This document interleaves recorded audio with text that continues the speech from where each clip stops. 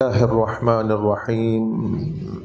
الحمد لله رب العالمين، والصلاة والسلام على رسول الله وعلى آله وصحبه أجمعين. أما بعد، فأعوذ بالله من الشيطان الرجيم. بسم الله الرحمن الرحيم. قد أفلح المؤمنون الذين هم في صلاتهم خاشعون والذين هم عن اللغو معرضون والذين هم للزكاة فاعلون والذين هم لفروجهم حافظون إلا على أزواجهم أو ما ملكت أيمانهم فإنهم غير ملومين فمن ابتغى وراء ذلك فأولئك هم العادون والذين هم لأماناتهم وعهدهم راعون والذين هم على صلواتهم يحافظون أولئك هم الوارثون الذين يرثون الفردوس هم فيها خالدون. صدق الله العظيم. اللهم صل وسلم وبارك على سيدنا ونبينا وشفيعنا وحبيبنا محمد وعلى آله وصحبه. السلام علیکم ورحمۃ اللہ وبرکاتہ۔ سب سے پہلے تو میں اللہ جل مجدہ کا شکر گزار ہوں،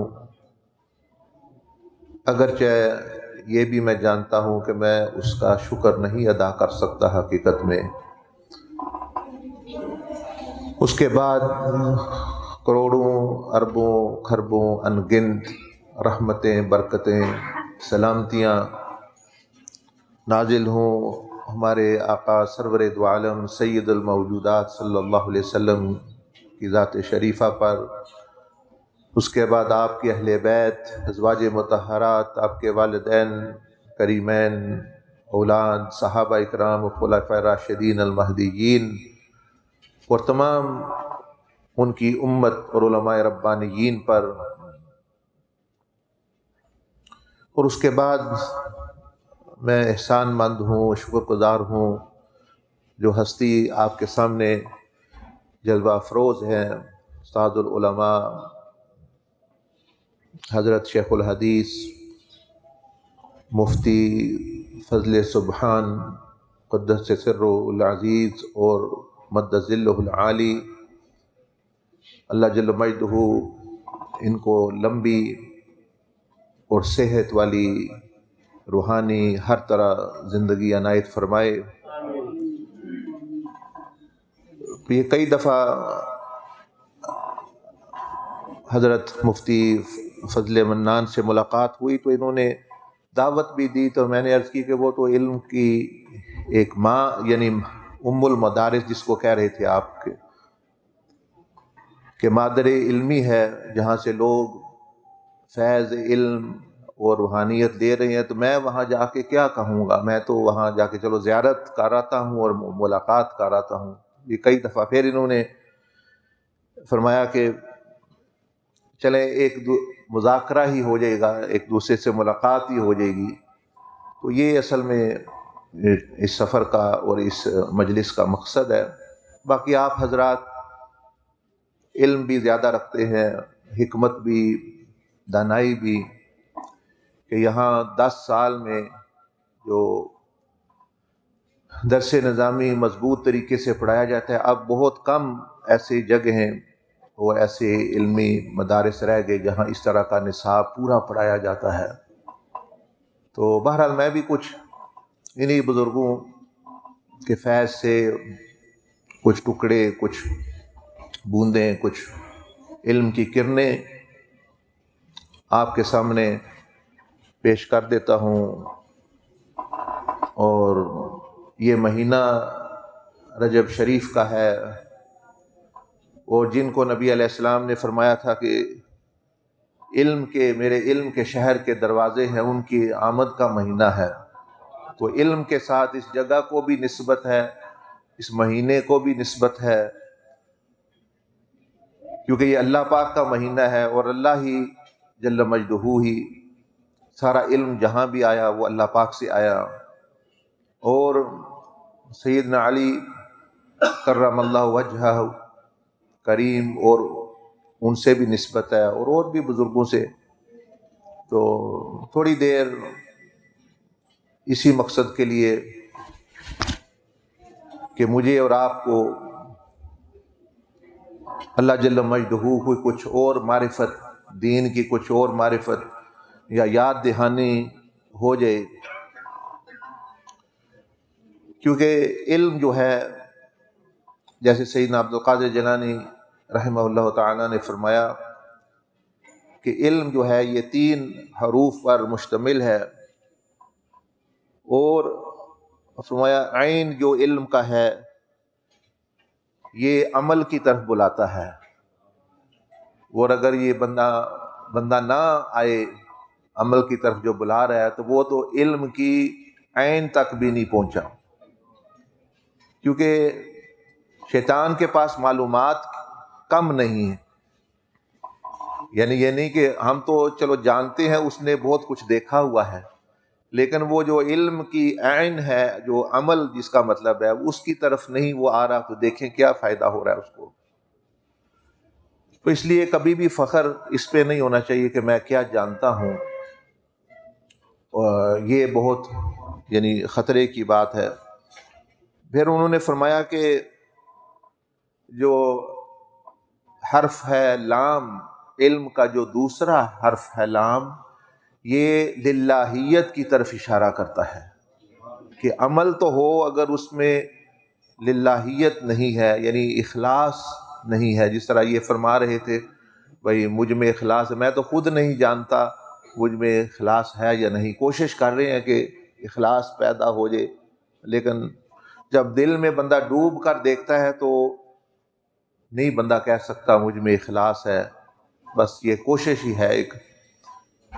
تو للہیت یعنی علم کے بعد جو ہے یعنی عمل، اور وہ فرماتے ہیں لام جو ہے وہ للہیت کے لیے ہے کہ اس کا جو عمل ہے اس میں للہیت کا کیا مطلب کہ وہ بدلہ اللہ پاک سے چاہے. یعنی دین یہ نہیں کہتا کہ تم بدلہ نہ لو، تم اجر نہ لو، تم کوئی چیز اس کے بدلے چیز نہ لو. دین صرف یہ کہتا ہے کہ تم بندوں سے جو مانگ رہے ہو، یہ تو خود محتاج ہیں، فقیر ہیں، ان کے پاس کتنا کچھ دیں گے تمہیں. تم اس ذات سے لو جس کے لامحدود خزانے ہیں، جو دے کر بھی خوش ہوتے ہیں. تو دین میں جو یہ بتایا گیا، تصوف کی کتب میں یہ جو بتایا گیا بھی ریا نہ کرو. ریا کہتے ہیں دکھاوے کو، تو اصل میں دکھاوا منع نہیں، مطلب یہ ہے کہ تم اس کو دکھاؤ جو اس ذات وراء الورا، اور جو شکور ہے، جو تمہاری قدردان ہے، دکھاؤ اس کو. اس لیے کئی لوگ آتے ہیں پوچھتے ہیں حضرت کو ریا کا کوئی علاج ہے؟ میں کہتا بڑا اچھا علاج ہے، بڑا آسان علاج ہے. کیا؟ یہ تو بڑا مشکل ہے. میں کہتا کیوں بھائی آپ کیوں دکھاتے ہو لوگوں کو؟ ہمیں کوئی عزت مل جائے، ہمارا کوئی تعریف کرے، ہمیں کوئی قدر کرے. میں نے کہا قدر ہی تم چاہتے ہو نا، تو ایک بندہ آپ کی تقریر کا آپ کو 10,000 دے رہا ہے، دوسرا جو ہے 1 ارب دے رہا ہے، تو کس کے پھر قدر کس سے پھر کرانی چاہیے؟ کہتے ہیں یہ تو اس سے ہی کرانی چاہیے جو زیادہ دے رہا ہے، ارب دے رہا ہے.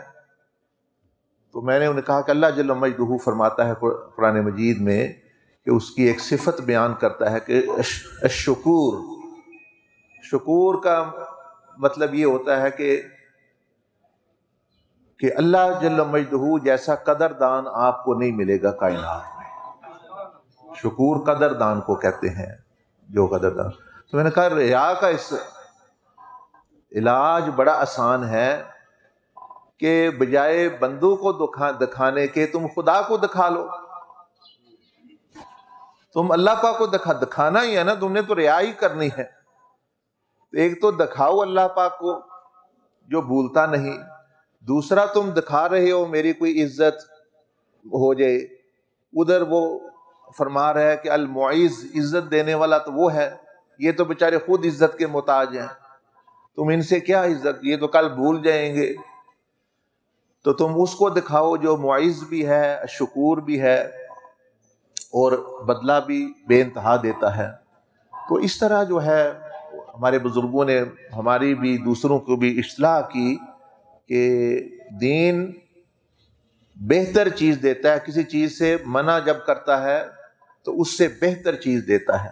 زنا سے منع کرتا ہے تو نکاح کا تعارف کراتا ہے، شراب سے منع کرتا ہے تو ہزاروں جو فائدہ مند مشروبات ہیں ان کو حلال کیا، شرک سے منع کرتا ہے تو ایک وحدہ لا شریک ذات کی طرف جو ہے وہ اس کا تعارف کراتا ہے، اور دنیاوی لوگوں کو نمونہ کہتا ہے نہ بناؤ، یہ دنیا داروں کو اور سیاست دانوں کو اور ان کو نمونہ نہ بناؤ، تو اس کے مقابلے میں نبی علیہ الصلوۃ والسلام جیسی ذات اور انبیاء کو پیش کرتا ہے کہ یہ ہے نمونہ بنانے والی ذاتیں، یہ ہے پیچھے چلنے والی ذاتیں۔ ہمارے یہاں سمجھتے ہیں کہ دین منع ضرور کرتا ہے لیکن اس چیز سے جو نقصان دہ ہے، اور جب منع کر کے اس کے بدلے پھر وہ اچھی چیز بھی دیتا ہے، یہ چیز ہوتی ہے۔ تو دنیا سے اگر منع کیا دل نہ لگاؤ، تو آخرت کا تصور دیا ہے کہ ہمیشہ رہنے والی جگہ پہ اس سے دل لگاؤ۔ حضور علیہ السلام نے ایک مرتبہ ارشاد فرمایا، لیس خیرکم من ترک الدنیا للآخرہ، تم میں سے وہ کامل بندہ نہیں ہے جو دنیا کو آخرت کے لیے دنیا کو بالکل ہی ترک کر دے، نہ حقوق پورے کرے اور کہے مطلب ہے کہ مجھے تو کچھ بھی نہیں چاہیے۔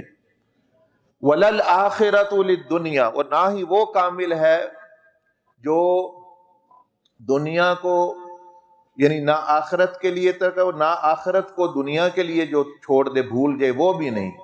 فرمایا وَلَٰكِنْ خَيْرُكُمْ مَنْ أَخَذَ مِنْ هَٰذِهِ وَهَٰذِهِ، کامل وہ ہے جو اس دنیا میں بھی اپنا مقصد پورا کرے، حصہ لے اپنا، اور آخرت سے بھی جو ہے وہ اپنا حصہ لے جو ہے۔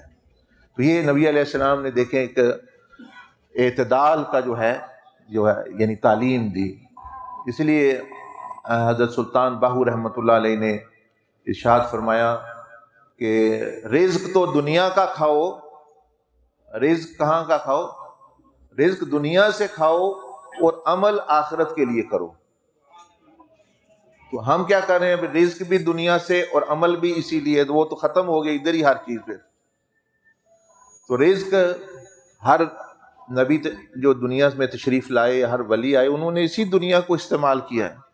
اس لیے بہت سارے اولیاء نے یہ لکھا ہے کہ دنیا پیسے کو نہیں کہتے، دنیا عورتوں کو نہیں کہتے، یہ چیزیں بھی اصطلاح تصوف میں وہ فرماتے ہیں کہ دنیا کہتے ہیں جو خدا سے دور لے جائے چیز، جو خدا سے دور لے جائے اس کو دنیا کہتے ہیں۔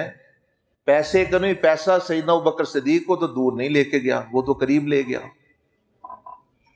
پیسہ تو ان کے پاس بھی تھا نا، سیدنا عثمان غنی کے پاس بھی تھا رضی اللہ تعالیٰ عنہ، تو ان کو اگر پیسہ ہی دنیا ہوتا تو ان کو بھی کچھ نقصان ہوتا نہیں۔ فرمایا کہ دنیا وہ ہے کہ جو تجھے خدا سے دور لے جائے، وہ نماز بھی ہو سکتی ہے، وہ تقریر بھی ہو سکتی ہے، وہ علم بھی ہو سکتا ہے۔ اگر وہ علم دکھاوے کے لیے ہے تو وہ بھی آپ کو خدا سے دور لے کے جا رہا ہے، وہ نماز دکھاوے کی ہے تو وہ بھی خدا سے دور لے، وہ بھی دنیا بن جاتی ہے۔ اور دنیاوی کام کرنا، رزق حلال کمانا، مطلب یعنی اگر بندہ صحیح نیت سے کر رہا ہے تو وہ بھی دین بن جاتا ہے۔ تو دنیا جو ہے، جو چیز بندے کو رب سے دور لے جا رہی ہے، وہی جو ہے وہ اصل میں دنیا ہے، یعنی جو تصوف میں کہا جاتا ہے۔ باقی میں نے جو دیکھیں چند آیات آپ کے سامنے تلاوت کی، آپ ماشاءاللہ علمی لوگ ہیں۔ سورۃ الفاتحہ جو ہے یہ اصل میں ایک سوال ہے، ایک دعا ہے اور اس میں ایک ہی سوال ہے۔ کیا ہے سورۃ فاتحہ؟ ایک سوال ہے، اور الف لام میم سے والناس تک وہ اس کا جواب ہے۔ آپ دیکھیں نا، دو حصوں میں قرآن مجید ہو گیا، ایک تو چلو مکی مدنی جو وہ تو الگ تقسیم ہے، لیکن یہ بھی ایک تقسیم ہے کہ سورۃ الفاتحہ بذات خود ایک الگ چیز ہے، پھر قرآن مجید کا دوسرا حصہ الگ چیز ہے۔ سورۃ فاتحہ وہ بندے کی طرف سے استدعا اور ایک سوال ہے. سوال کیا ہے؟ وہ سوال ایک ہی ہے، اہدنا، یعنی ہدایت اور رہنمائی. اور اس کا جواب جو ہے وہ الف لام میم سے والناس تک جو ہے وہ اس کا جو ہے وہ جواب آتا ہے. اب قرآن مجید میں دیکھیں جو جواب شروع ہوتا ہے وہ الف لام میم سے شروع ہوتا ہے، اور اس کا مطلب اللہ اور اس کے رسول صلی اللہ علیہ وسلم اور جن لوگوں کو اللہ نے دیا وہ تو جانتے ہی ہیں، لیکن عام لوگ تو نہیں جانتے اس کا کیا مطلب ہے. تو بزرگوں نے لکھا اس میں بھی حکمت ہے کہ اللہ پاک فرما رہا ہے کہ جو جواب اگر اس کا ہدایت چاہتے ہو تو پہلے یہ مانو کہ میں کچھ نہیں جانتا. یعنی قرآن نفی کرا رہا ہے کہ اپنے علم، تمہارا علم تو یہی ختم ہو گیا الف لام میم پر.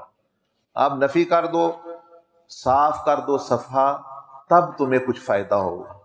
اور اگر پہلے ہی اپنے تصورات بھی اور سارے تم سمجھتے ہو میں بھی جانتا ہوں، اللہ بھی جانتا ہے، میرے پاس بھی کچھ علم ہے، قرآن میں بھی علم ہے، تو پھر فرمایا اس قرآن سے یضل بہ کثیرا ویہدی بہ کثیرا، پڑھ کر بھی تمہیں ہدایت ہو سکتا ہے نہ ملے. تو الف لام میم یہ اشارہ دے رہا ہے کہ میں کچھ نہیں جانتا. باقی اس کا بھی مفہوم ہے، یعنی اللہ سیدنا عبدالعزیز دباغ رحمۃ اللہ علیہ سے جس ہستی کا تذکرہ ہو رہا ہے ان سے پوچھتا ہے، وہ ان کا مرید، وہ بھی مجتہد درجے کے عالم تھے، امام احمد مبارک سجل ماسی رحمہ اللہ تعالی، جنہوں نے ابریز شریف لکھی.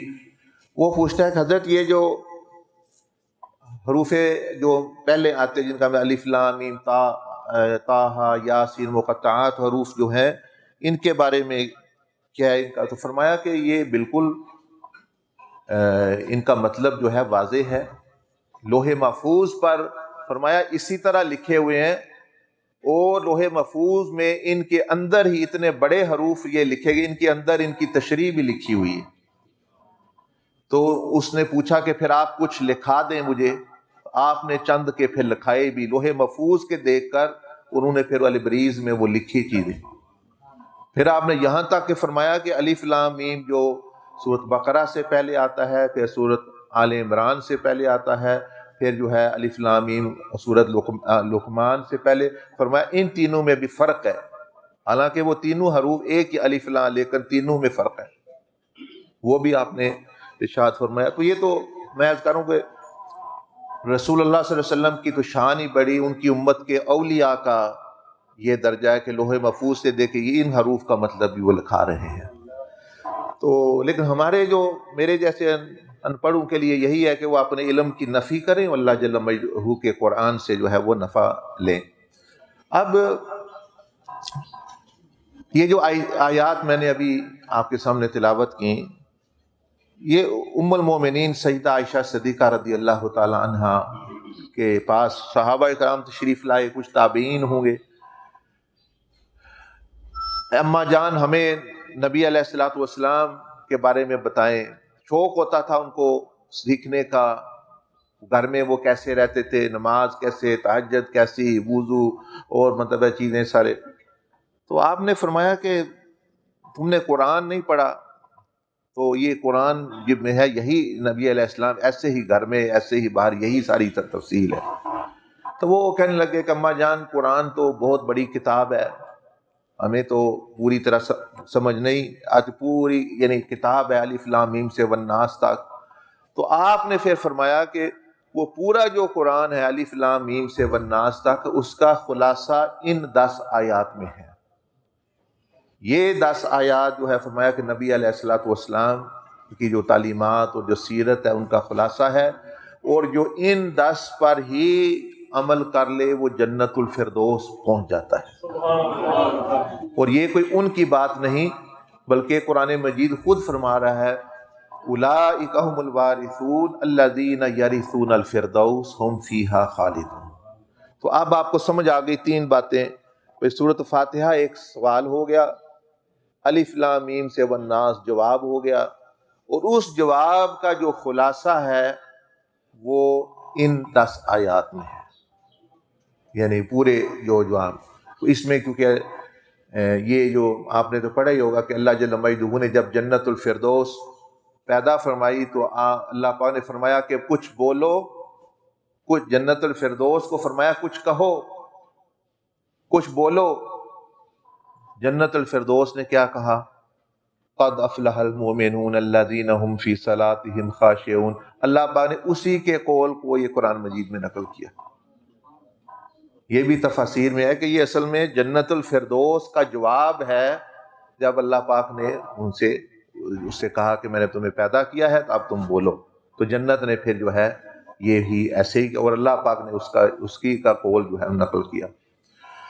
اور نبی علیہ الصلوۃ والسلام نے بھی فرمایا کہ سیدنا عمر بن خطاب رضی اللہ تعالیٰ عنہ سے روایت ہے کہ فرمایا کہ عمر مجھ پر آج ایسی 10 آیات نازل کی گئی ہیں جو ان پر عمل کرے گا وہ جنت میں جائے گا۔ پھر آپ نے یہی آیات پڑھی اور قرآن مجید خود بھی گواہی دے رہا ہے۔ تو یہ جو نبی علیہ الصلوۃ والسلام کا جو طریقہ محمدیہ، یہ انہی 10 آیات کا خلاصہ ہے سارا، سمجھ لیں انہی 10 آیات کی تفصیل ہے عملی طور پر کیسے وہ ان پر عمل کرنا ہے۔ مسئلہ تو عمل کا ہے، علم کے بعد عمل کا آ جاتا ہے۔ تو اب میں نے کچھ آپ کے گوش گزار بھی کرنا ہے، یہ جو اگر اس میں سے کچھ نظر آ گیا تو کہ یہ جو علم کی اہمیت ہے یہ کیا ہے، اور علم کا کیا، کون سا علم نافع ہوتا ہے، کس طرح نفع بخشتا ہے، اور بندے کو کس طرح معرفت دیتا ہے، اور کس طرح انسانوں کی، میری آپ کی، دوسروں کی بھی تربیت ہو سکتی ہے۔ تو اس کے متعلق آپ کچھ سن لیے۔ یہ دیکھیں قرآن مجید ہمیں یہ سکھاتا ہے، احادیث شریف یہ سکھاتی ہیں کہ سب سے پہلے کچھ بھی نہ تھا، کان اللہ، کہ صرف اللہ پاک تھا اور کچھ بھی نہ تھا۔ یہ نظر آ رہا ہے نا آپ کو تھوڑا یعنی مدھم ہی ہے، جب کچھ بھی نہ تھا یعنی عدم، صرف اللہ جل مجدہ، نہ زمین، نہ آسمان، نہ عرش، نہ کرسی۔ اس سے پتہ چل رہا ہے کہ وہ جو لوگ اپنی ناسمجھی کی وجہ سے اللہ پاک کو نعوذ باللہ عرش کا محتاج بناتے ہیں، ابھی عرش پر نعوذ باللہ اللہ بیٹھا ہے، یا اس معنی بیان کرتے ہیں، وہ کتنے نادان ہیں۔ عرش تو تھا ہی نہیں، تو اللہ جل مجدہ تو جس طرح کسی بزرگ نے فرمایا کہ اللہ اب کس حال میں، انہوں نے فرمایا جس حال میں ازل پہ تھا، تو انہوں نے کہا ازل میں کس حال پہ تھا؟ فرمایا جس حال میں اب ہے، وہ تو ان چیزوں سے پاک ہے۔ شاذلی سلسلے کے ایک بزرگ گزرے ہیں، امام عبد الوہاب شعرانی رحمہ اللہ نے ایک کتاب لکھی ہے، آپ بھی پڑھیے گا، آپ کو بھی بڑا فائدہ ہوگا۔ اس کا نام ہے، میں نے ذہن نہیں رکھا، ہاں جی، کتاب المنن، ہاں منن یعنی احسان۔ انہوں نے ایک اتنی موٹی کتاب لکھی ہے، اس میں تقریباً 500-600 صفحے کی ہوگی۔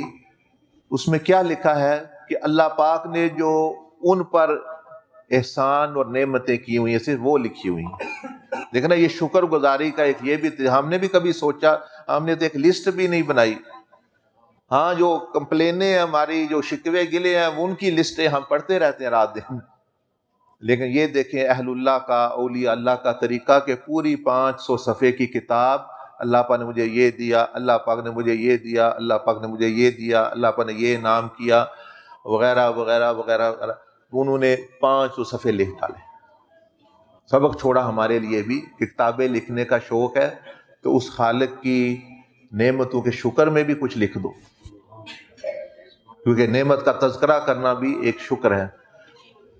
اس میں انہوں نے فرمایا کہ اللہ کا شکر ہے، یہ بھی نعمت ہے کہ میرے مخالف کچھ لوگ ہیں، یہ اس کو نعمت آپ نے لکھا ہے، کہ انہوں نے فرمایا کہ انبیاء علیہ السلام کے لوگ مخالفین رہے ہیں، حضور علیہ السلام کے مخالفین رہے ہیں، تو مجھے بھی ان کے اتباع کا جو ہے شرف ملا ہے، اس وجہ سے کچھ لوگ میرے بھی مخالف ہیں۔ تو اس لیے اس پہ پریشان نہیں ہونا چاہیے آپ کی مخالفت ہو رہی ہے، بلکہ یہ اگر حقیقت جانو تو یہ نعمت ہے، کیونکہ یہ ایک اشارہ ہے کہ آپ کسی اچھے خاص حق کے راستے پر چل رہے ہیں۔ اگر سارے ہی آپ سے راضی ہیں، شیطان بھی راضی ہے، رحمان بھی آپ سمجھتے ہیں راضی ہے، تو پھر سمجھ لیں یہ مسئلہ کو گڑبڑ ہے۔ مطلب ایسا نہیں ہو سکتا. تو جسے وہ فرما رہے تھے نا الحب للہ البغض، یہ لازمی یہ چیز ہوتی ہے کہ تو انہوں نے نعمت یہ ہونا چاہیے. وہ فرماتے ہیں میں شکر کرتا ہوں اللہ کا کہ یہ ہیں کچھ لوگ میرے مخالف جو میں حق بیان کرتا ہوں وہ نہیں ان کو سمجھ گیا وہ یہ چیز. تو انہوں نے خیر اس کتاب میں وہ بات بتا رہا تھا، عرش سے بات چھڑی جو کچھ بھی نہیں تھا. انہوں نے اپنے شیخ جو امی تھے امام علی خواص شاذلی رحمۃ اللہ علیہ، وہ امی تھے. امی کا معنی یہ ہوتا ہے کہ جو جنہوں نے خدا سے پڑھا ہوتا ہے، اللہ پاک کے سے پڑھا ہوتا ہے اور ان کی کتاب لوح محفوظ ہوتی ہے.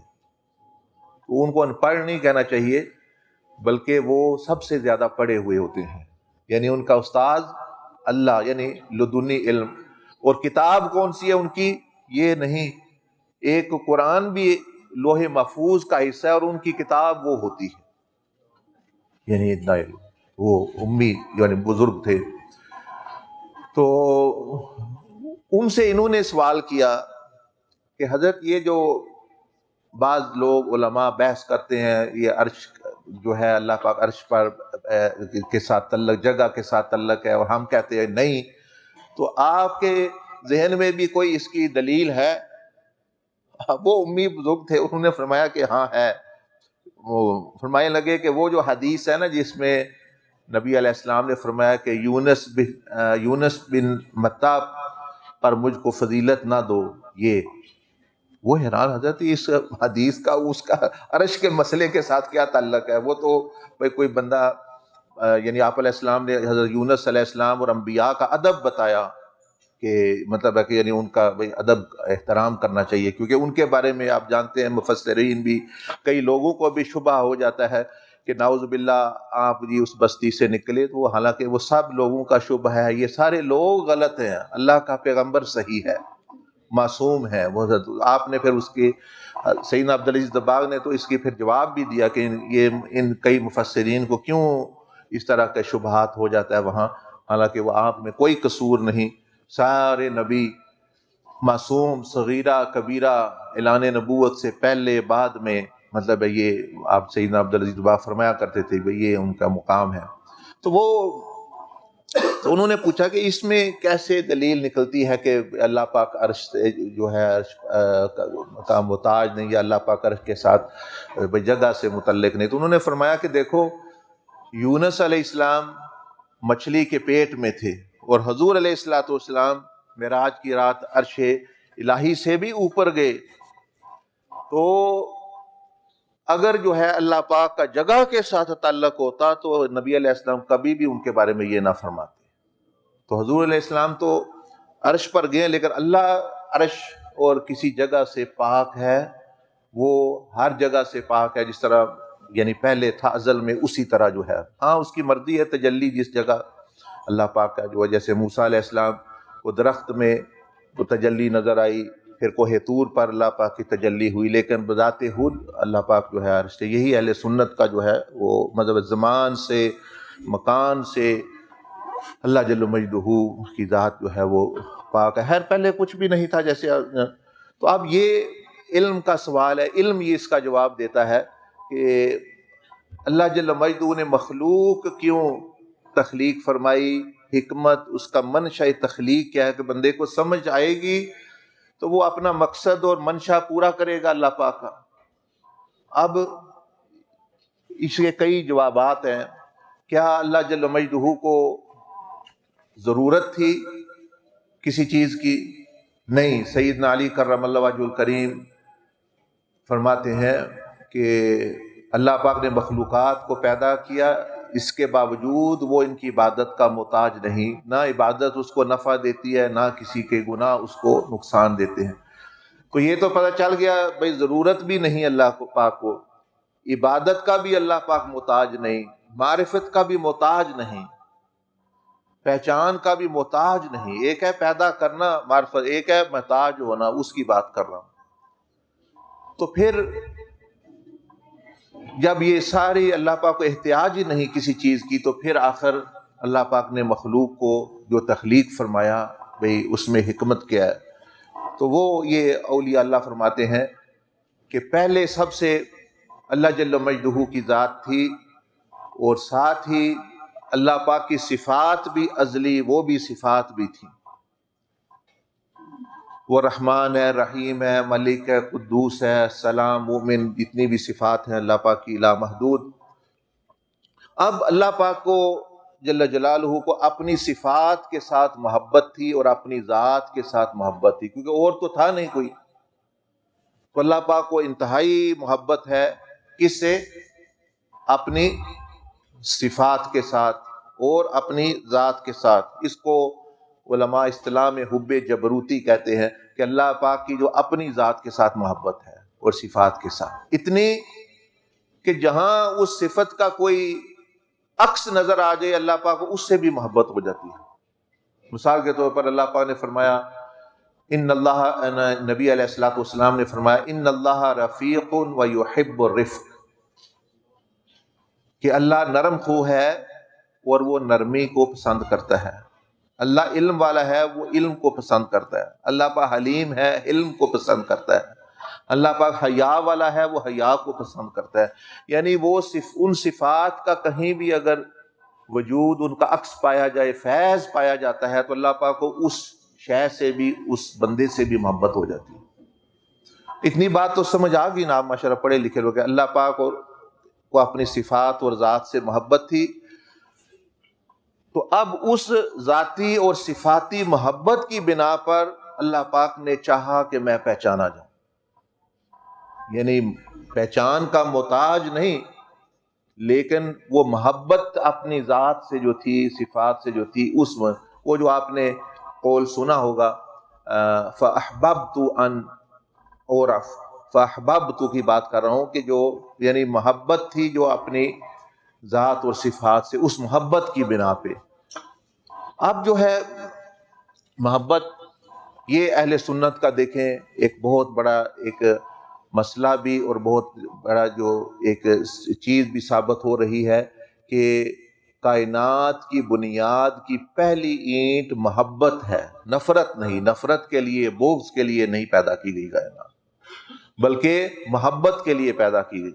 وہ آگے پھر ہم جو کرتے ہیں اس کے معاملہ جو ہوتا ہے. جیسے اللہ پاک نے فرمایا ما یفعل اللہ بعذابکم ان شکرتم وآمنتم، اللہ تمہیں عذاب دے کر اللہ کو کیا نفع، تم اگر صحیح مومن بنو، شکر گزار بنو، تو اللہ پاک کو تو نعوذ باللہ کوئی شوق نہیں کہ وہ بندوں کو عذاب دے. فرمایا میں تو نہیں اپنا یہ، بلکہ اللہ پاک نے فرمایا میں تو پسند کرتا ہوں معاف کرنے کو. یعنی اللہ پاک تو معافی کو پسند کرتا ہے، نہ کہ عذاب دینے کو. عذاب اللہ کا عدل ہے، عذاب اللہ کا عدل ہے، اور اللہ پاک یعنی فضل والا معاملہ پسند کرتا ہے. خیر، جب کچھ بھی نہ، اس کے بعد سب سے پہلے نور محمدیہ اللہ پاک نے پیدا فرمایا صلی اللہ علیہ وآلہ وصحبہ وسلم. اس کے بعد کہتے ہیں کہ وہ نور محمدیہ کے بعد حقیقت محمودیہ اور حقیقت احمدیہ ترتیب وار، اور حقیقت محمدیہ، یہ اصطلاحات ہیں، ان کا ایک خاص مطلب ہے. بس موٹی موٹی بات یہ کہ ایسے سمجھ لیں کہ نور محمدیہ کا لباس ہے حقیقت محمودیہ، اور اس کے اندر یہ دو چیزیں ہیں، حقیقت احمدیہ اور حقیقت محمدیہ. حقیقت احمدیہ کا صرف تعلق جو ہے وہ اللہ پاک کی ذات سے، اللہ سے لینا، اللہ پاک سے کی معرفت، اس کا مخلوق کے ساتھ کوئی تعلق نہیں ہوتا. وہ اللہ اور نبی علیہ الصلوۃ والسلام کے درمیان جو ہوتا ہے، سمجھ لیں یہ چھت جو ہے، اس کا یہ اوپر والا حصہ ہے، اس کا آسمان کے ساتھ تعلق ہے. حقیقت محمدیہ جو ہے، اس کا فیض ساری مخلوق کو پہنچتا ہے. حقیقت احمدیہ میں صرف فیض لیتے ہیں وہ اللہ جل جلالہ سے، وہاں کوئی دوسری مخلوق شریک نہیں. اور حقیقت محمدیہ کا ہی فیض سب پر جو ہے آتا ہے. تو نور محمدیہ، حقیقت محمودیہ، حقیقت احمدیہ اور حقیقت محمدیہ، یہ اول یعنی تخلیق سے لے کر معاملہ شروع ہوا. یعنی نبی علیہ الصلوۃ والسلام کو اللہ پاک نے پیدا کیا اپنے محبت کے اظہار کے لیے کہ میری صفات ہیں، میں چاہتا ہوں میں پہچانا جاؤں، لیکن میری صفات کیسے پہچانے جائیں؟ کسی میں طاقت ہی نہیں میری صفات کی تجلی برداشت کرے. تو اللہ پاک نے ایک ذات کو پیدا کیا، نبی علیہ الصلوۃ والسلام کی ذات کو۔ اب آپ کی ذات میں جو ہے اللہ پاک نے پھر صفات پیدا کی، اپنی صفات کے عکس اور فیض جو ہے وہ دی۔ جس طرح اللہ پاک کے اسماء ہے نا، اس طرح نبی علیہ السلام کے بھی اسماء ہے۔ بس اللہ پاک رؤوف ہے، تو جو حضور علیہ السلام رؤوف ہے، وہ فیض کہاں سے آیا؟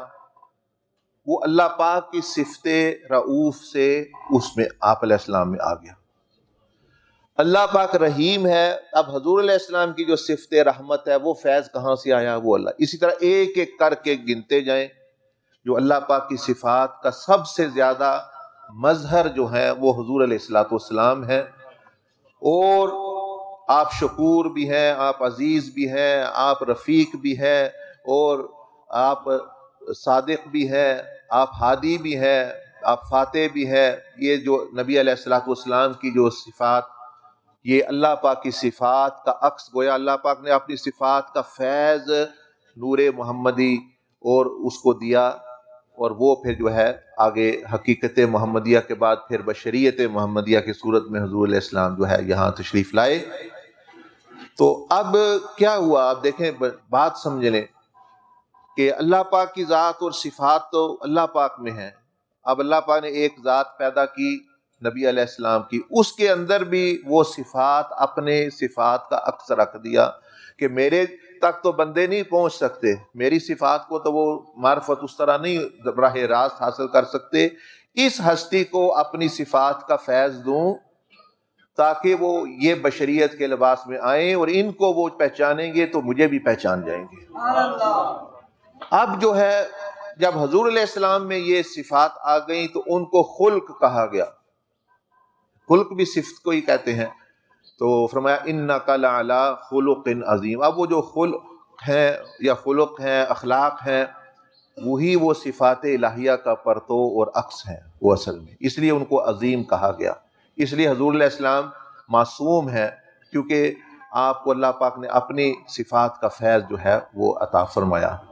تو اب یہاں تک بات آپ کو سمجھ آ گئی۔ تو آپ کی جو صفت حیا ہے وہ اللہ پاک کی صفت حیا سے مستفید ہے، آپ کی جو صفت علم ہے وہ اللہ پاک کی صفت علم سے مستفید ہے، آپ کی جتنی بھی صفات ہیں یہ جو یعنی وہ اسی طرح ہے۔ اب یہاں ایک علم کلام کا، اہل منطق کا مسئلہ ہے، میں آسان زبان میں بات کرتا ہوں کہ بھئی اگر کوئی کہے کہ بھئی دلیل کے ساتھ، عقلی دلیل کے ساتھ بھائی ہمیں بتائیں کہ نبی علیہ السلام اللہ پاک کے حبیب اعظم ہیں، وہ کیوں سب سے بڑے محبوب وہ کیوں ہیں؟ یعنی ویسے تو سارے انبیاء حبیب بھی ہیں اپنی درجے میں، وہ بھی محبوب ہیں، اللہ پاک کے ولی بھی محبوب ہے، لیکن حبیب کبریا بھائی نبی علیہ الصلوۃ والسلام جو اصلاً جو حبیب ہیں، حبیب اعظم ہیں، حبیب کبریا ہیں، وہ کیا وجہ ہے؟ یعنی عقلی کوئی دلیل و علمی کوئی چاہے تو وہ بھی اس میں مل جاتی ہے۔ وہ کیا ہے؟ آپ سوچیں، دیکھیں آپ بیٹھے ہیں 1 2 3 4 5 6 8 10 15 20 50، وہاں 100 بندہ ہوگا، مثلا ایسے سمجھ لیں کہ 100 بندہ بیٹھا ہوا۔ اب یہ جو پہلا بندہ ہے، اس میں اللہ پاک کی ایک صفت کا اظہار ہوتا ہے، مثلا یہ جواد ہیں، سخی ہیں، تو اللہ پاک کو پسند ہے سخی، تو اللہ پاک ان سے ایک درجے کی محبت کرے گا کہ یہ تو بندہ سخی ہے، میری صفت ہے، لیکن اس میں بھی عکس پایا جاتا ہے، اللہ پاک پسند کرتا ہے، سخی سے محبت کرتا ہے۔ اب جو دوسرے شخص بیٹھے ہوئے ہیں بھائی، ان کے اندر سخاوت کے ساتھ جو ہے علم کی صفت بھی پائی جاتی ہے، وہ عالم بھی ہیں، تو اللہ پاک کو 2 درجے ان سے محبت ہوگی۔ اب وہ تیسری جو شخصیت بیٹھے ہیں، ان کے اندر حلم بھی ہے، برداشت ہے، حلیم ہے، نرمی ہے، حلیم ہے، تو ان کے ساتھ 3 درجے محبت ہوگی، ہے ان سے بھی محبت لیکن ان سے 3 گنا۔ یہ جو چوتھے شخص بیٹھے ہیں، ان کے اندر رفق ہے، رفق، نرمی، تو اللہ پاک کو 4 درجے محبت ہوگی ان سے۔ 5ویں جو ہستی بزرگ بیٹھے ہیں، یہ بڑے صبر والے ہیں، ان میں صبر بہت پایا جاتا ہے، تو اللہ کی صفت صبور کا فیض ان میں ہے، تو ان کے ساتھ پھر کتنی محبت ہوگی؟ 5 درجے ہو گئی نا۔ تو اسی طرح کر لیں، وہ جو 10 تک جائیں تو ان سے سب سے زیادہ پھر ان کو ہوگی. تو ایسے ہی اگر گنتے جائیں بڑھاتے جائیں جب 100ویں تک پہنچیں گے تو اس سے سب سے زیادہ محبت ہوگی, کیونکہ اللہ پاک کی 100 صفات کا مظہر وہ بن رہا ہے وہ شخص. اب مخلوق میں سب سے زیادہ صفات الہیہ کے مظہر حضور علیہ الصلوۃ والسلام ہے. اس لیے یہ عقلی دلیل ہے کہ اللہ پاک کو سب سے زیادہ محبت ان سے ہے. جبریل بھی ہیں, میکائیل بھی ہیں, اسرافیل بھی ہیں, سیدنا اسرائیل علیہ السلام بھی ہیں, انبیاء بھی ہیں, سبھی اللہ کے محبوب ہیں. لیکن اللہ پاک کی صفات کا جتنا مظہر یا جتنا اظہار, جتنا پرتو, جتنا عکس جو ہے نبی علیہ السلام کی ذات میں ظاہر ہوا, اتنا کسی نبی ولی فرشتے میں نہیں. اس لیے وہ حبیب, اس لیے اللہ پاک فرماتا ہے میں ان سے محبت, کیونکہ ان میں خود اللہ پاک نے وہ ڈالی ہوئی ہے, وہ رکھی ہوئی ہے, کیونکہ نور محمدی جب پیدا کیا تو وہی صفات کا فیض دے دیا. اب دوسرے کسی نے اس لیے کہا نا کہ عیسیٰ علیہ السلام کا زہد بھی حضور علیہ السلام کے زہد سے مستفید ہے, اور جتنے یعنی پیغمبروں کو بھی جو ملے صفات وہ اصل میں نبی علیہ الصلوۃ والسلام کا فیض یعنی ان میں بھی جاری و ساری ہے. کیونکہ عالم ارواح میں جب وَإِذَا أَخَذَ اللَّهُ مِيثَاقَ النَّبِيِّينَ ہوا تو سب انبیاء نے فیض وہاں سے لیا. یہاں تو صرف پھر وہ اپنے اپنے وقت پر آتے رہے اظہار, لیکن نبی علیہ السلام کا جو درجہ ہے, یہ بات سمجھ آ گئی آپ کو اتنی یہاں دو. اب ہم اپنی بھی بات کرنی ہے نا, یہ تو اللہ اور اس کے رسول صلی اللہ علیہ وسلم کی, اب ہماری ذمہ داری کیا بنتی ہے. اللہ پاک نے حضور علیہ السلام کو قرآن مجید میں سراجا منیرا کا لقب عطا فرمایا کہ یہ روشن بھی ہیں, روشن کرتے بھی ہیں, یعنی منور کرتے بھی ہیں. تو یہ دیکھیں, یہ جس طرح ایک سورج ہے, اب مثلا یہ سورج ہے تو دیکھیں یہ جو سیارے جتنے بھی ہیں, جو وہ سورج کے سامنے ہیں وہ روشن ہیں, جو حصہ سورج سے سامنے نہیں وہ اندھیرے میں ہے. ہماری زمین اب یہاں کیوں روشنی ہے کہ یہ زمین کا یہ حصہ سورج کے سامنے ہے, اور جہاں رات ہے وہاں وہ اس نے سورج سے منہ موڑا ہوا ہے. تو اللہ پاک نے فرمایا کہ سراج منیرا, کہ حضور علیہ السلام تو ایک سورج ہیں ہدایت کا, جس نے اپنا رخ ان کی طرف پھیر لیا وہ روشن ہو جائے گا.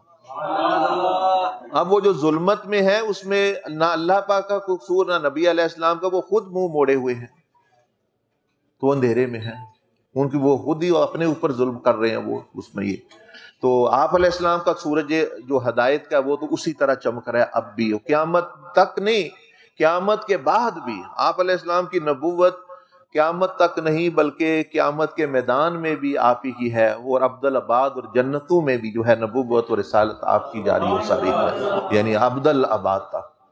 یہ ایسی نہیں کہ بھئی دنیا میں یہ ختم نبوت ہے, بلکہ یہ اب جو ہے یعنی یہ جاری ساری ہمیشہ, کیونکہ قیامت والے دن بھی انبیاء سب یہی کہیں گے کہ ادھر جاؤ ادھر جاؤ ادھر جاؤ جو ہے ادھر جاؤ جو ہے. تو یہ نشان ہے. اب یہ سمجھیں, یہ جو نقشہ آپ کے سامنے ہے, اب میں خلاصہ کرنے لگا ہوں کہ پہلے اللہ پاک کی ذات تھی, اور کیا تھا, یہ جو ساتھ نظر آ رہے ہیں آپ کو, یعنی اہل سنت کا عقیدہ ہے کہ اللہ پاک کی صفات بھی ازلی ہیں اور اللہ پاک کی ذات بھی ازلی ہے. تو اللہ جل مجدہ اور کون, اور کیا تھا, صفات الہیہ. اچھا, اب اللہ پاک نے نبی علیہ السلام کو پیدا کیا اور انہی صفات کا فیض حضور علیہ السلام میں بھی وہ بہت ساری صفات آ گئیں. اللہ ہی بہتر جانتا ہے کتنی, وہ تو وہ ہی جانتے, یا خدا یا رب تعالیٰ جانتا ہے. یہ دو باتیں سمجھیں, وہی فیض سمجھ لے, وہی نور, وہ نبی علیہ السلام کی صفات یعنی وہاں سے مستفید ہیں کل. اب ہم ہیں یہاں, یہ ہے ہمارا معاملہ, یہ ہے میں آپ, اگر ہم حضور علیہ السلام کی ان صفات اور ان اخلاق کو اپنی زندگی میں لے آئیں تو ہمارا بھی تعلق اللہ پاک سے جڑ جاتا ہے, کیونکہ وہ اصل میں تو وہاں سے آئی ہوئی ہیں ساری. تو اخلاق محمدیہ, صفات محمدیہ, جس طرح حضور علیہ السلام کی عبادت تھی, جس طرح آپ علیہ السلام کا اخلاق تھا, لوگوں کے ساتھ معاملات تھا. حضور غوث پاک سیدنا عبد القادر جیلانی رحمۃ اللہ علیہ نے تو بات ہی ختم کر دی, فرماتے ہیں الخیر کلہ فی کلمتین, کہ ساری کی ساری بھلائی یہ دو چیزوں میں بند ہے, التعظیم لامر اللہ و شفقت ولا خلقی, کہ اللہ پاک سے ایک مخلص اخلاص پر مبنی عظمت والا تعلق حضوری تعلق درست ہو، اور اس کی مخلوق سے بھی تعلق بندے کا درست ہو، تو ساری کی ساری خیر اس بندے کو مل جاتی ہے۔ تو آپ یہ دیکھیں، اگر بندہ بھی مستفیض ہوا ان صفات سے تو وہ پھر اللہ کا ولی بن جائے گا۔ حضور علیہ السلام کی اخلاق عالیہ سے مستفیض ہوا تو وہ یہ چیز، اور اس کے ساتھ وہ مخلوق کے ساتھ معاملہ کرے گا تو وہی اللہ کا دوست ہے، وہی اللہ پاک کو پیارا لگے گا یہ چیز۔ تو یہ آپ کو سمجھ آ گئی۔